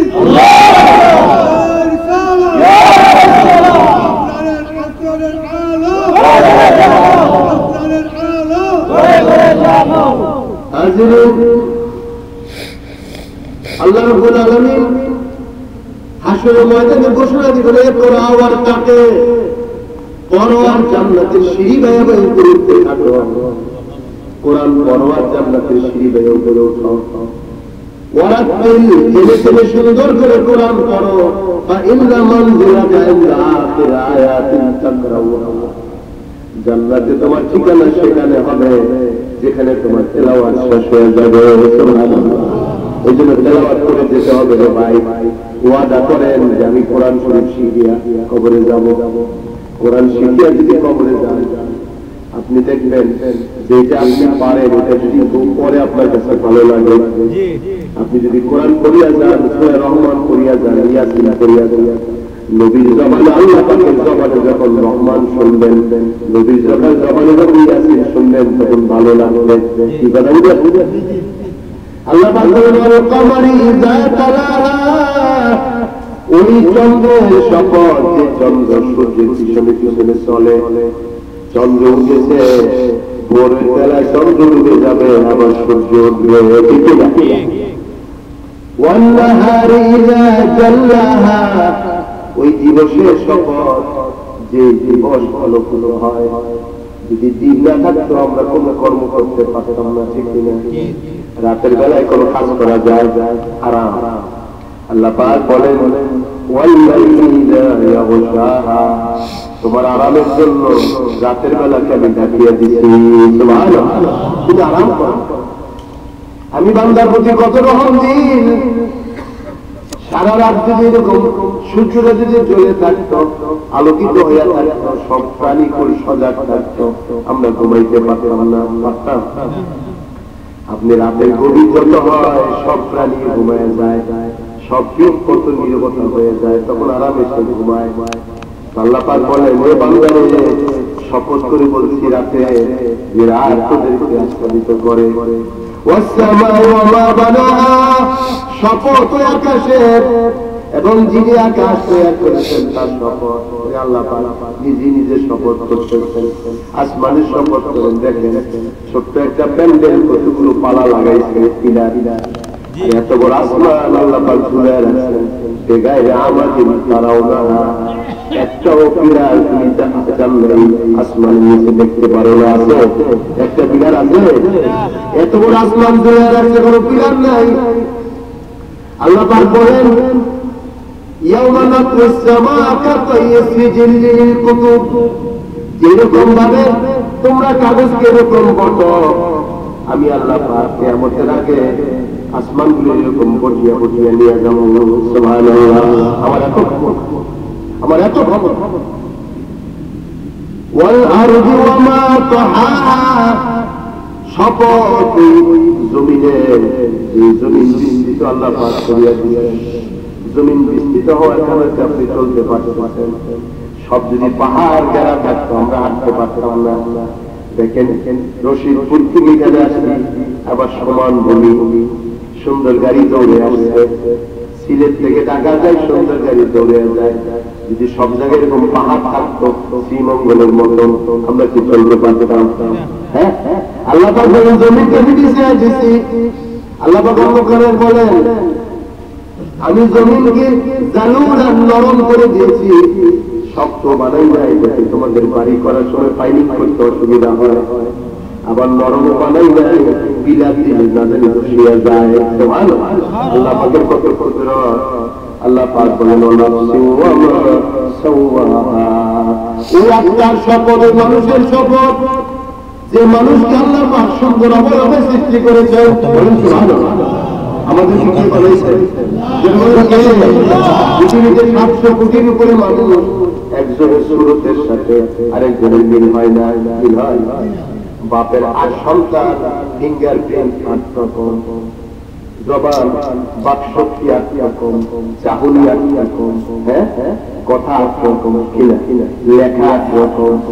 8 ভাইয়ের লেখা কি সব এক একজনের এক এক। এই জন্য 700 কোটি মানুষ পৃথিবীতে, 700 কোটি চেহারা। সুবহানাল্লাহ। আল্লাহ পাকের কাছে কত চেহারা জমা আছে। ফাতাবারাকাল্লাহু আহসানুল খালিকিন। ওই বরকত আল্লাহ পাক কতই না সুন্দর। সুবহানাল্লাহ। কতই না সুন্দর আল্লাহ পাক, তিনি বরকত এত। আল্লাহ রাব্বুল আলামিন বলেন আমি তোমাকে এত সুন্দর করে সৃষ্টি করেছি। লাকাদ খালাকনাল ইনসানা ফি আহসানি তাকওয়িম। আমি মানুষকে সুন্দর অবয়বে সৃষ্টি করেছি। আমি যেমন তোমাকে এত সুন্দর করেছি, অনেক সুন্দর করেছি, আমিও চাই তুমি আমার কর্মগুলো, আমলগুলো অনেক সুন্দর করে আসো। সুবহানাল্লাহ। আমিও চাই তুমি সুন্দর আমল করো, আমিও চাই তোমার জিন্দেগি সুন্দর হোক, আমিও চাই তোমাকে জান্নাতে অপরন্ত নিয়ামত দেওয়ার জন্য নিজেকে সুন্দর করে আসো। যে নিজেকে যত সুন্দর বানাইবে আল্লাহ তো যত সুন্দর ব্যবস্থাপনা রাখবে। আল্লাহ পাকের জন্য বলতেছেন ফাআলহামাহা ফুজুরাহা ওয়া তাকওয়াহা। আমি আল্লাহ পাক মানুষের মধ্যে দুইটা বৈশিষ্ট্য দিয়ে দিয়েছি। মন্দ হইতে পারে, সে গুনাহ থেকে রক্ষা করতে পারে, সে মন্দ হইতে পারে। আমি রাস্তা দেখাই দিচ্ছি, হাদাইনাহুন নাজদাইন। দুইটা পথ আমি দেখাই দিচ্ছি, এইটা জান্নাতের পথ, এটা জাহান্নামের পথ। আমি তাকে ইচ্ছা শক্তি দিয়ে দিয়েছি। এখন যদি ইচ্ছা করে আমি জান্নাতের পথে যাবো, সে যাইতে পারবে। যদি ইচ্ছা করে আমি দোজখের পথে যাবো, সে যাইতে পারবে। ঠিক না? কোন যুবক জান্নাতের পথে যাওয়ার ইচ্ছা করে মাহফিলে আসে, আবার কোন যুবক জাহান্নামের পথ ইচ্ছা করে গানের পালার মধ্যে যায় কিনা? দুইটাই রাস্তা খোলা। কেউ মদ বিক্রি করে দুধ খায়, কেউ দুধ বিক্রি করে মদ খায়। ঠিক কিনা? আল্লাহ পাক বলেন ফাআলহামাহা ফুজুরাহা ওয়া তাকওয়াহা। আমি মানুষের অন্তরের মধ্যে ভালো এবং মন্দ ঢেলে দিয়েছি। মানুষ ইচ্ছা করে, কারণ ইচ্ছা শক্তির সাথে আমি মাওলার শক্তি মিলবে। সে যদি ভালো হওয়ার ইচ্ছা করে আমি তাকে ভালো করিয়া দিব, সে যদি মন্দ হওয়ার ইচ্ছা করে আমি তাকে মন্দ বানাইয়া দিব। আল্লাহ পাকের জন্য বলেন কাদ আফলাহা মান যাক্কাহা। তবে আল্লাহ পাক শপথ করে এই কথাটা বলতেছেন কাদ আফলাহা মান যাক্কাহা। যারা পৃথিবীতে এসে কর্মময় জীবনে নিজেকে পরিশুদ্ধ করবে, নিজের অন্তরটাকে পবিত্র করবে, নিজের আমলকে যারা সুন্দর করবে, তারাই সফলতা লাভ করবে। তারাই সফল হবে, তারাই কামিয়াব হবে। সফলতা কাকে বলা হয়? সফলতা হলো যে জিনিস দেওয়া হবে আর ছিনিয়ে নেওয়া হবে না, আর যা দেওয়া হবে তা পাইয়া পাইয়া হয়ে যাবে, তার নাম সফলতা। আপনাকে যা দেওয়া হয়েছে এগুলো চিরকাল আপনার কাছে থাকবে না, তাহলে এটা সফলতা বলে না। আপনাকে যা দেওয়া হয়েছে এটা পাইয়া তৃপ্ত হয় এরকম মানুষও নাই। যত টাকা দেওয়া হয়, যত বাড়ি ঘর বানায়, যদি জিজ্ঞেস করে কেমন আছে, মানে এখন অনেক কিছু বাকি আছে, তৃপ্ত না।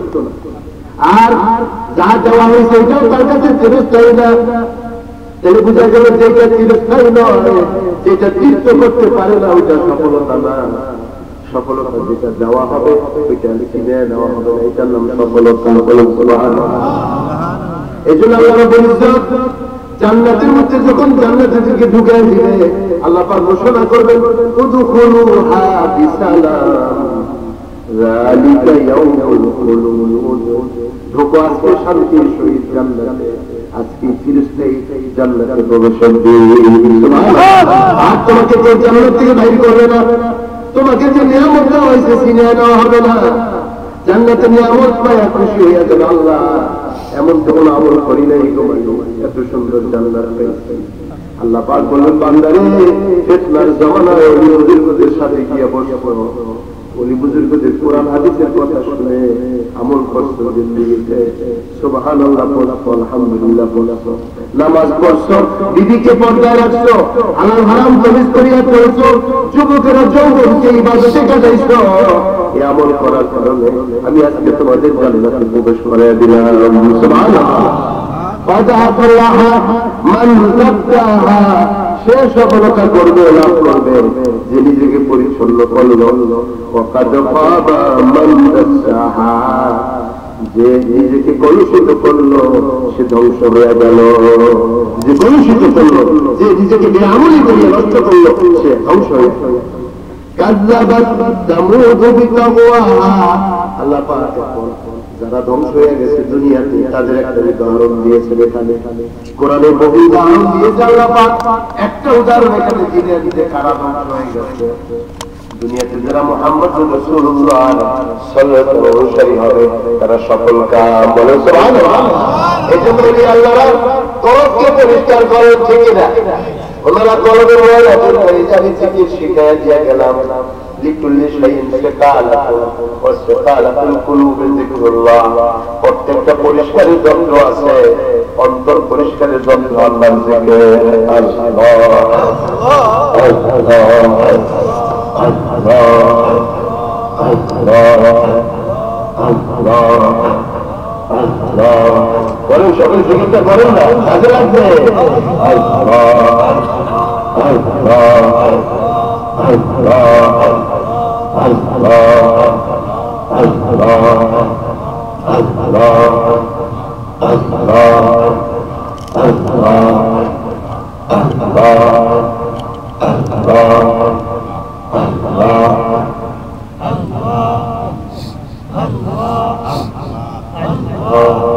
আল্লাহু আকবার। আমার ওয়ালিদ মুহতারাম যোধপুরি খানদানের খলিফা, আবার ফুরফুরার কারিমুজ্জামান আব্দুল্লাহ সিদ্দিকী রাহমাতুল্লাহ আলাইহি খলিফা, তিনি কাজিয়ার তরিকার জিকির আমাদের শিখান। এই জিকির যারা করে আল্লাহর ওলি বরফে আব্দুল কাদের জিলানী বলে, আমার তরিকার জিকির যদি কেউ করে আল্লাহ পাক যদি আমাকে জান্নাতে যাওয়ার ব্যবস্থা করে, আমি আমার তরিকার অনুসারীদের সারা জান্নাতে যাব না। সুবহানাল্লাহ। এজন্য ওলি বুজুর্গরা মানুষকে আল্লাহর সাথে মিলিয়ে দেয়। ওলি আল্লাহদের কাজ ভ্রমণের মতো, ভ্রমণ যেমন বাগিচার মধ্যে ঘুরিয়া ফুল বাগানে একখানে ভ্রমণ পানি দিয়ে আরেকটা জায়গায় ফুল ফুটে দেয়। ওলি আল্লাহদের কাজ হলো আল্লাহ রাব্বাকে আল্লাহর সাথে মিলিয়ে দেয়। সুবহানাল্লাহ। সাহিত্য বলতেন রাহমাতুল্লাহ আলাইহি, শাহজালাল ইয়ামানি রাহমাতুল্লাহ আলাইহি, আল্লাহ রাব্বাকে আল্লাহর সাথে মিলিয়ে দিয়েছে, ঠিক না? এটা হলো ওলি আল্লাহদের কাজ। ওলি আল্লাহরা যুগে যুগে এরকম মাহফিল হয়, আসে জানারা দোয়া করে, আল্লাহ রাব্বাকে আল্লাহর পথে উঠে দিয়ে যায়। কথাগুলো বলে চলতে থাকে, ওই নূর দিয়ে তারা তৃপ্ত হইয়া ওই পথে চলে, তারাও আল্লাহ আল্লাহ হইয়া কবরে যায়, ঠিক না? আল্লাহ পাক বলেন পৃথিবীতে এক জাতি ছিল সামুদ জাতি। কোন জাতি? কোন জাতি? সামুদ জাতি ছিল। তারা সবচেয়ে বড় বড় ইমারত বানাইছিল, সুন্দর বাড়ি বানাইছিল। এখন যেমন সকলে বাড়ি বানায়, আছে কিনা? আমাদের দেশে বাড়ি ঘর আছে কিনা? সুন্দর সুন্দর বাড়ি। ওই সময় সামুদ জাতি পাহাড় পাথর কেটে বাড়ি বানাইত। যারা এখনো তবুকে গেছেন, তবুকে আল্লাহ হাবিব হিজর নামক এলাকা সৌদি আরবের উত্তরে, এখানে এখনো সামুদের ভগ্নাংশ আছে। 2 তলা 3 তলা বাড়ি পাহাড়ের মধ্যে তারা বসছে। পাহাড়ের মধ্যে পাহাড় কেটে কেটে তারা বাড়ি বানাইছে। আল্লাহ পাক এখন রেখে দিয়েছেন। দেখো এই সমস্ত জালিমদেরকে আমি মাটির নিচে বসায় দিচ্ছি। তারা অপরাধ করার কারণে, তারা আল্লাহ কারণ বলে স্বীকার করার কারণে, জুলুম করার কারণে আমি তাদের ধ্বংস করে দেব। এই জন্য এই দুনিয়ার মানুষরা খবরদার জুলুম করি, নির্যাতন করিও না। এই যে এখন মানুষগুলি পুড়তেছে, যারা এই কাজ করতেছে তাদের মধ্যে নির্দিষ্ট কেউ নাই। মানুষের বাঁচার অধিকার আল্লাহ দিয়েছে, তুমি কে তাকে পুড়িয়ে বাঁচিয়ে আল্লাহর কথা দিতে পারবে। ওই জামানার সামুদ জাতি এরকম জুলুম করত। আল্লাহ পাক বলেন কাযযাবাত সামুদ বিতাকওয়াহা। সামুদ জাতি আল্লাহর অবাধ্যতার মধ্যে মিথ্যা আরোপ করিয়াছে। তাদের হাসরের ময়দানে যাইতে হবে, আল্লাহর কাছে কাজ করে হিসাব নিকাশ দিতে হবে। সে ভুলে গেছে, ভুলিয়া বেপরোয়া জিন্দেগি যাপন করছে, নাফরমানি করছে, যার ইচ্ছা লুটতরাজ করছে, যার ইচ্ছা মারছে, কাটছে, জুলুম করছে, যেটা মনে করছে সেটাই করছে। আমি আল্লাহ পাক এই জুলুম করার কারণে আমি নবী পাঠাইলাম তাদের কাছে। হযরত সালেহ আলাইহিস সালামকে বলেন সুবহানাল্লাহ। সালেহ আলাইহিস সালামকে পাঠাইলাম। সালেহ আলাইহিস সালাম দাওয়াত দিল, ভাইরা তোমরা যে জুলুম করতেছো, অন্যায় করতেছো, অত সুন্দর বাড়ি বাড়ি তোমরা থাকো, তোমরা এই কাজ করিও না। ওরা নবীর কথা মানল না, বরং নবীকে ষড়যন্ত্র করলো হত্যা করার জন্য। ওরা নবীকে অস্বীকার করলো, তুমি আসলে আমাদেরকে আরো ধোঁকা দিতে। নবীরা মানুষকে ধোঁকা দেয় না, বলি আল্লাহরা মানুষকে আল্লাহর সাথে মিলে যায়। আজকে যে পৃথিবীতে জুলুম চলতেছে, বলি আল্লাহরা বলে যে জুলুম করিও না। এই জুলুম যারা করবা তারাও ধ্বংস হয়ে যাইবা, ঠিক কিনা? জুলুমের পরিণতি ভালো হয় না কখনো। হয়তো সালেহ আলাইহিস বললেন জুলুম করিও না, তারা মানল না। দাওয়াত দিতে লাগলেন, তিনি তাদেরকে দাওয়াতের আহ্বান না শুনিয়া তারা বললেন, হে সালেহ, যদি তুমি সত্যিকার অর্থে নবী হও, পয়গম্বর হও, তাহলে একটা আলামত আমাদের দেখাও, চিহ্ন দেখাও। তো বললো যে কি চিহ্ন দেখতে চাও? তো বলে পাহাড় থেকে একটা 10 মাসের রুটি বাহির করিয়া আনবা, এটা আমাদের সামনে আসিয়া প্রসব করবে, এরপরে বাচ্চার দুধ খাইতে থাকবে, এরকম একটা দেখাও। এটা কঠিন কাজ না? পাহাড়ের ভিতর থেকে 10 মাসের গোষ্ঠী আনবে কেমন? আল্লাহ পাক আমার উম্মত, আমি আশা ছাড়ি নাই, ঈমানদার হবে। আল্লাহ আপনি তাদের সামনে নবুয়তের মুজিজা পাঠান। আল্লাহ পাক বলেন, যাও সালেহ, আমি দোয়া কবুল করলাম, তুমি হাতের ইশারা করো, পাথর বের করে একটা উষ্ঠ চলে আসবে। সুবহানাল্লাহ। হযরত সালেহ আলাইহিস সালাম কি করলেন? আল্লাহ হুকুমের দরবারে আসো, বিশাল পাহাড়ের পাথরটাকে ভেদ করে একটা 10 মাসের রসুল দৌড়ে আসে, ওনার সামনে এসে প্রসব করিয়া দিয়েছে, আর বাচ্চাটা উঠিয়া মায়ের দুধ খাওয়া শুরু করছে। সুবহানাল্লাহ। হযরত সালেহ আলাইহিস সালাম বললেন, এ আমার কওম, এটা আল্লাহর নাকা, আল্লাহর রসুল, নাকাতুল্লাহ, আল্লাহর। যেমন বাইতুল্লাহ আল্লাহর ঘর, আল্লাহর নবীর ঘর হলো মাদ্রাসা, বাইতুল হাবিবিল্লাহ, ঠিক না? এরকম ভাবে আল্লাহ থেকে ইশারা করছে, আল্লাহ থেকে নিসবত করছে, এটা নাকাতুল্লাহ, আল্লাহর। খবরদার এটার সাথে তোমরা বেয়াদবি করিও না। তোমরা বলেছো আমি দেখাইলাম আল্লাহর মুজিজা, এটা আমার উপর, এটা আল্লাহ পাকের দয়া। সুতরাং এটার সাথে বেয়াদবি করিও না। কূপের পানি একদিন তোমাদের ওঠ খাবে, একদিন এই ওঠটা খাবে। সমস্ত কওমের সমস্ত ওঠ কূপের পানি খেয়ে শেষ করতে পারে না। এই ওঠ একদিন যেদিন পানি খায়, কূপের মাটি পর্যন্ত পাতায় খেয়ে ফেলায়। সুবহানাল্লাহ। আর এই ওঠের এত কারের সময় এত বড় কুদরত, ওর পাও সরাইয়া থাকে, যত মানুষ আছে যত দুধ দরকার দুইয়া সাইয়ে নিয়ে যায়, ওদের থেকে দুধ দহন করিয়া যার যত দরকার এটা পাও সরাইয়া খাড়াইয়া থাকে, পানি পানি যত দুধ দরকার সবাই ওদের দুধ নিয়ে যায়। হযরত সালেহ বলেন, খবরদার ওদের সাথে বেয়াদবি করিও না। একটা বেয়াদব তখন আল্লাহ পাক বলেছেন, আল্লাহর একটা নিয়ামত দেখিয়াও তারা নাফরমানি করলো, তাদের মধ্যে একটা নিকৃষ্ট লোক যে আযাব আনার জন্য ওসিলা হইল, এই লোক দিয়ে ওই অগ্নিকে একদিন মারার জন্য সিদ্ধান্ত নিল। তার নাম হইল কারাজ ইবনে কি যেন, আপনার নাম আমার ভুলে গেছে, বহুদিন আগে দেখছি তো মনে নেই। তো যাই লোক, সেই লোকটা এই ওট নিয়ে মারার জন্য সিদ্ধান্ত যে এই ওট প্রতিদিন পানি তো খায় না, একদিন ওদের ওটে রাখা, একদিন এই ওটে।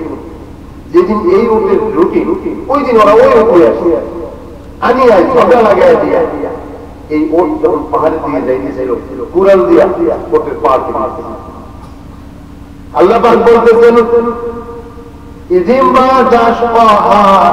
নির্দিষ্ট যে সে ওটাকে খেয়াল করলো। নবীজি বললেন, সালেহ বলেন, এটা আল্লাহর ওপর তোমরা খবরদার ওর সাথে বেয়াদবি করিও না, পানি পানি করতে দাও। তারা মিথ্যা আরোপ করলো, তারা তার পা কেটে দিল। উটনির সাথে যে বাচ্চাটা ছিল ওইটা চিৎকার করতে করতে পাহাড়ে শেষ হয়ে গেল। আর ওই উটনিটাকে তারা জবাই করলো। জবাই করার সাথে সাথে আল্লাহ পাক তাদেরকে ধ্বংস করিয়া দিলেন। এই নাফরমানেরা উটটা যখন জবাই করে দিল, আল্লাহ নবী সালেহ আলাইহিস সালাম বলেন, হে আমার কওম, এত বড় বেয়াদবি করেছো। আল্লাহর সাথে নাফরমানি যারা করে তাদের সাথে কল্যাণ হয় না কখনো। আল্লাহর সাথে যারা আল্লাহর হুকুম মানে না, সমাজ জীবনে নামাজ পড়ে রোজা রাখে না, অন্য অনাচার মধ্যে যারা থাকে, বেশি দিন না দেখে ধ্বংস হয়ে যাবে। যেন অনুরোধ করি রে ভাই, কোরআনের সামনে থেকে ভালো পথে আসো, আল্লাহ শান্তি দিবে। অন্যায়ের দিকে থাকবা, বাঁচতে পারবা না। সালেহ আলাইহিস সালাম বললেন, তোমরা সতর্ক হও, তোমরা ধ্বংস হয়ে যাইবা। এই কথা শুনিয়া তার আরো খেপিয়া গেল। তিনি বললেন যে তোমাদের চেহারা হলুদ হয়ে যাবে, পরের পরে তোমাদের চেহারা লাল হয়ে যাবে, এরপরে তোমাদের চেহারা কালো হয়ে যাবে। ওরা বললো যে তুমি যখন আমাদের গজবের কথা শুনলাম, তোমাদের আমি দেখেন না সমাজ জীবনে ভালো মানুষের কেউ দেখতে পারে, তোমার করে শেষ আগে যারা কিছু করে না, অপরে মারে কাঁদে সব কাগজ হবে, ঠিক না? সব জমানে এখন চলে না কেন? ওই যে ভালো কথা কেন বলবো? সালেহ আলাইহিস সালামকে মারার জন্য তারা বাড়িতে গেল রাত্রে। আল্লাহ রাব্বুল আলামিন জিবরাইলকে পাঠিয়ে, জিবরাইল যাও, যেই কয়টা গেছে এই কয়টাকে থাপ্পড় দাও। জিবরাইল আলাইহিস সালাম একটা থাপ্পড় দিতেন, এটা হাত উঠেছে। এই হাত ধরে ধরে যেই কয়টা গেছে 50-60 সবগুলো মরে গেছে। বাড়ির সামনে সব মরিয়া চালায় গেছে। সকালবেলা ওরা এসে থেকে সব বোনা যেগুলি যে মারতে পারে, যেগুলি যে মরে গেছে, এই কাজগুলো সালে না। এখন তারা আবার মারার জন্য সবে আসে। সর্বশেষ তারা বলল, খবরদার পয়গম্বরকে যদি ক্ষতি করে তোমরা শেষ হয়ে যাইবা। ঠিক আছে, একটা করো, পয়গম্বরকে চলে যেতে দাও। সালেহ আলাইহিস সালাম বাইরে হয়ে গেলেন, তাদের চেহারা যেন হলুদ হয়ে গেল, পরে তাদের চেহারা লাল হলো, তারপরে কালো হয়ে গেল। গরমের কারণে তারা পাহাড়ে উঠে দোতলা 3 তলা বাড়ি করছে, ভিতরে ঢুকছে। আল্লাহ পাক জ্বালা শুরু করিয়া দিলেন, জমিনের মধ্যে ভূমিকম্প আসিয়া গেছে। আল্লাহ পাক ওই পাহাড়ের কোটর থেকে এগুলিকে বাহির করিয়া আশ্রয়া আজরাইলকে চিৎকার দিয়া, জিবরাইল চিৎকার দিয়া সব দুনিয়া থেকে নাস্তানাবুদ করিয়া দিয়েছে। ধরে বলেন নাউযুবিল্লাহ। আল্লাহ পাক সেটাই বলছেন, ফাকাদামা আলাইহিম রাব্বুহুম বিযামবিহিম ফাসাওয়াহা। তাদের গুনাহের কারণে আল্লাহ তাদের ধ্বংস করে দিয়েছেন। ওয়ালা ইয়াখাফু উকবাহা, আল্লাহ তাদের পরিণতির কোনো আশঙ্কা করেন নাই। তবে এরা আমার আহাল না, আমার নবীকে মানে নাই, তারা ধ্বংস হয়ে গেল, আমার কিছু যায় আসে না। এই জন্য ভাইরা গো, আমি যদি আল্লাহ না হই এই মুহূর্তে, আমরা যদি আল্লাহ না হই, যেভাবে ঘটনা সরাইয়া যাইতেছে সামনের দিকে, যদি আমরা আল্লাহ না হই, তাহলে আমরা কিছুই বাঁচতে পারবো না। আজকে যারা বাসায় বাসায় থাকতেছি রে ভাই, আল্লাহ ওয়ালা যদি না করি রে, নামাজ মসজিদে না যাই, নবীজি বলছেন সারা দুনিয়া যদি আগুনে জ্বলিয়েও যায়, মসজিদে যে আশ্রয় দিবে তাদের আল্লাহ হেফাজত করবে। সুবহানাল্লাহ। যারা কোরআনের কাছে আসবে, যারা জিকিরকারী হবে, আল্লাহ তাদের হেফাজত করবেন। সাল্লাল্লাহু আলা মুহাম্মাদ সাল্লাল্লাহু وسلم صلى الله على محمد صلى الله আমার মা বোনরা যারা আওয়াজ পাইতেছে, মা বোন আমার, আল্লাহ নবী হাদিসে ইরশাদ করেন, হুরমাতুন নারুল সালাসাতান, তিন চক্ষুর মধ্যে বলে হারাম, আইনুল বাকাতি মুখাশিয়াতিল্লাহ, যে চক্ষু আল্লাহর ভয় কন্দন করে, যে চক্ষু আল্লাহর ভয় কন্দন করে, ওই চক্ষুর জন্য জাহান্নামের আগুন হারাম। আইনুল মুখাশিয়াতিল্লাহ মাহারুল্লাহ, যে চক্ষু গায়ের মহরম নারীকে দেখাতে আত্মরক্ষা করে, যে লোকের দিকে চোখ যায় না, চক্ষুকে নগরীয় করে। আইনুল সাহারাত ফি সাবিলিল্লাহ, যে চক্ষু রাতের বেলায় জাগ্রত আল্লাহর ইবাদত করে, এই তিন চক্ষুর জন্য দুজনের আগুন হারাম। বলেন সুবহানাল্লাহ। আল্লাহ নবী বলেন, খায়রুকুম মান তাআল্লামাল কুরআন ওয়া আল্লামা, তোমাদের মধ্যে তারাই শ্রেষ্ঠ যারা কোরআন শিখে এবং শেখায়। এজন্য হাফিজিয়া সুন্নিয়া মাদ্রাসা আপনারা সহযোগিতা করবেন ইনশাআল্লাহ। আর ছাত্র দিবেন, মাদ্রাসা যদি কায়েম থাকে, মসজিদ থাকে, ইমান থাকবে, ইসলাম থাকবে, এইরকম বিদেশ থেকে ছেলে মেয়েদের দিয়ে সাহায্য করবেন, নিজেরা কোরআন পড়বেন, শিখবেন, শিখাবেন। আল্লাহ রাসূল বলেন, লা আলিমতুম মা আলামু, আমি যা জানি তোমরা যদি তা জানতে, বেশি বেশি কাঁদতে, কবে হাসতে। আজকে হাসি হাসার কত কিছু, কান্নার কোনো ব্যবস্থা নাই। আমার মা বোনরা পর্দায় থাকবা, মা দিদি স্বামীকে ভোট করবা, আর সতীত্ব হেফাজত করবা। আল্লাহ নবী বলেন, যে নারী 5 ওয়াক্ত নামাজ পড়ে, স্বামীর খেদমত করে, পর্দায় থাকে, ছেলে মেয়েদের দিনদারি শিক্ষা দেয়, এই নারী ইন্তেকালের সাথে সাথে জান্নাতুল দরজা খোলা হয়ে যায়। আল্লাহ তাআলা আমাদের সকলকে কবুল করেন। আসেন আল্লাহ নবীদের সামনে সালাম দেই। ইয়া নবী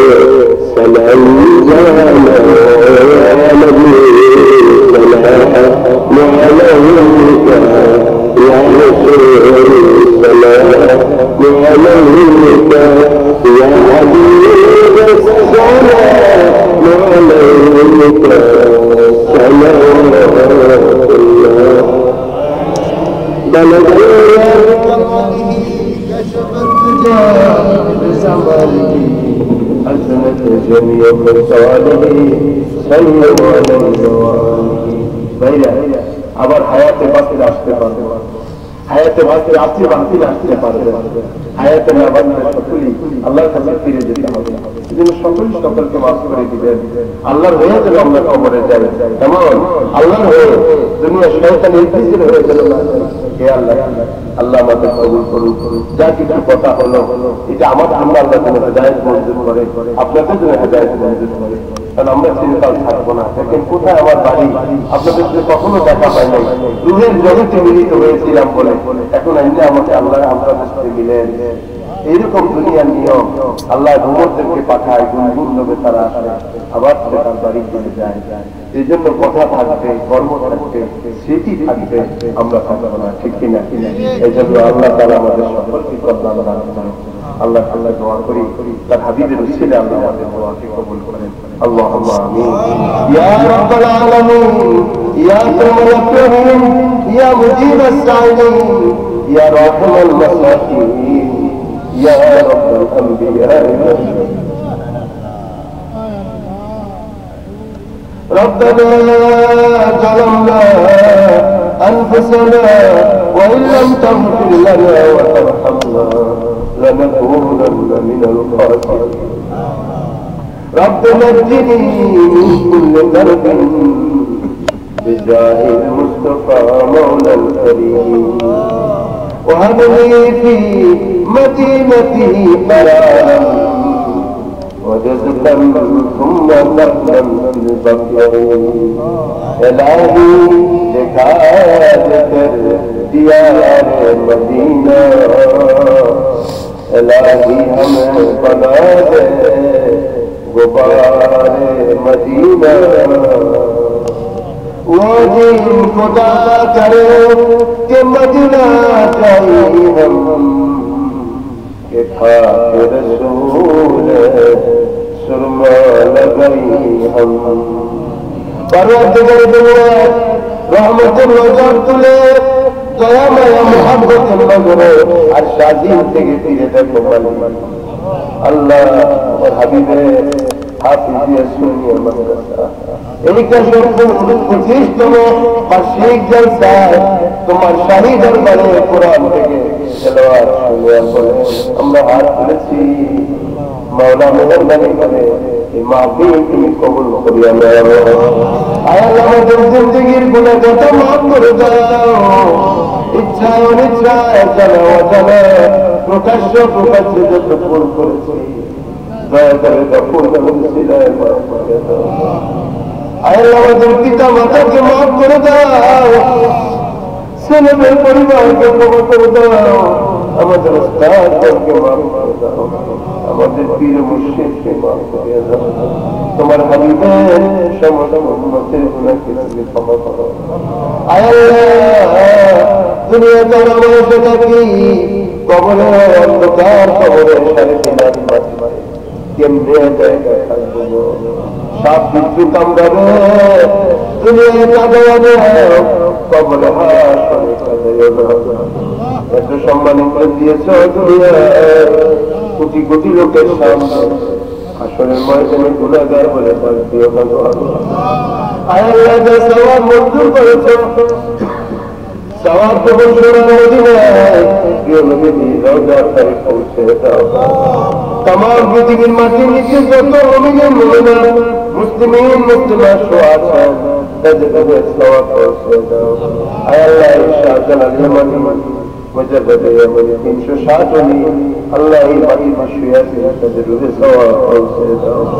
আয় আল্লাহ আমাদের প্রিয় মুর্শিদ আল্লামা সাহেব কিবলা ফুলতুল্লাহ রাহমাতুল্লাহ রূহে সওয়াব পৌঁছে দাও। আয় আল্লাহ আমরা যারা হাত তুলেছি আমাদের প্রত্যেকের মা বাবা দাদা দাদি নানা নানি শ্বশুর শাশুড়ি আত্মীয় স্বজন কেশব বাবা যার যেখানে শোয়া আছে কবরে এই মাদ্রাসার সামনে যারা শোয়া আছে আয় আল্লাহ এই কেশবপুর এলাকায় যারা শোয়া আছে জগন্নাথপুরে যারা শোয়া আছে সুনাম মন্দিরে যারা শহীদ আছে এই মাটিতে তারা নিজেদের ঘুমায় রেখেছে ইমানের শহীদ যারা কবরে গেছে তুমি সকলের রূহের সওয়াব পৌঁছে দাও। আয় আল্লাহ আজকের মাহফিলে যারা পিতা মাতার জন্য জন্মঘাত করেছে মুরব্বিয়ানদের জন্য সিন্নি করেছে তাওয়াল করেছে আল্লাহ তাদের পিতা মাতা মধ্যে সওয়াব পৌঁছে দাও। এই মাদ্রাসাগুলো 25 বছর যাবত আল্লাহ বাকি রেখেছে, এই মাদ্রাসা যারা কায়েম করেছে, জমি দিয়েছে, দান খয়রাত করেছে, আজকে কবরে তুমি তাদের সওয়াব পৌঁছে দাও। আল্লাহ আজকের এই মাহফিল তুমি কামিয়াব করো, ওলামায়ে কেরাম আসবেন, আলোচনা হবে, মঞ্জুর করে নাও। যারা এসেছে আল্লাহ হুকুমে যার সফর করে ঢাকা থেকে এসে কোরআনের কিছু অংশ সকলকে শোনালাম, আল্লাহ এদের আমার তোমার সকলকে হেদায়েতের ফয়সালা তুমি করে দাও। আল্লাহ তোমার জাহান্নামের আগুন আমরা চলতে পারবো না, মানে সকলকে জান্নাত হিসাবে কবুল করিয়া নাও। যে জান্নাতে তুমি দিদার দিবা, ওই জান্নাতে আমাদের হাজির করিয়া ধন্য করিয়া আল্লাহ তোমার নবীর শাফাত রাহাল বানাইও। জওয়ানদেরকে নাম হাসান হুসাইনের মতো কবুল করে নাও, বৃদ্ধদেরকে আবু বকর সিদ্দিকের মতো কবুল করে নাও, ছোট ছোট বাচ্চাগুলোকে আলী আলীদের মতো কবুল করে নাও। আল্লাহ সবসময় মাহফিল হয় না, আজকে মাহফিলে যারা হেঁটে হেঁটে এসেছে কদমগুলো জাহান্নামের জাহিন্নাম থেকে মুক্ত করিয়া দিও আল্লাহ। যত মাহবুব হাত করেছে আদা জাকেরা সালেহাত আনেকে কবুল করিয়া নাও। খাতুনে জান্নাত ফাতেমা শহীদ খাদিজাতুল কুবরা শহীদ থেকে হাসর করিয়া আল্লাহ। আল্লাহ তাদেরকে পর্দা সুতি রাখিও আল্লাহ। আমাদের ছেলে মেয়েগুলো লেখাপড়া করে তরক্কি দিও, পরীক্ষার্থীদের পরীক্ষায় কামিয়াব করিও, দেশ বিদেশে থাকে প্রবাস জীবনে ভালো রাখিও, সুস্থ রাখিও, বিমারীদেরকে সেবা দান করো, মুসিবত যাদের মুসিবত দূর করিয়া দাও। এই মাদ্রাসায় যারা দান খয়রাত করতেছে করবে, তুমি তাদের প্রতি দয়া করো আল্লাহ। মা পিতা সুন্দর করলেন, শান্ত করলেন, আসলে ময়দানে উসিলা করে তুমি দাদার দিয়ে দিও। আল্লাহ সভাপতি সাহেব এবং কমিটির সদস্যবৃন্দ আল্লাহ ইন্তজাম করেছেন, আল্লাহ মৃত্যু পর্যন্ত তাদেরকে সুখে শান্তিতে রাখিও, তাদের রিজিকে বরকত দিয়া দিও। মাহফিল এবং মাদ্রাসা কিয়ামত পর্যন্ত কায়েম রাখো।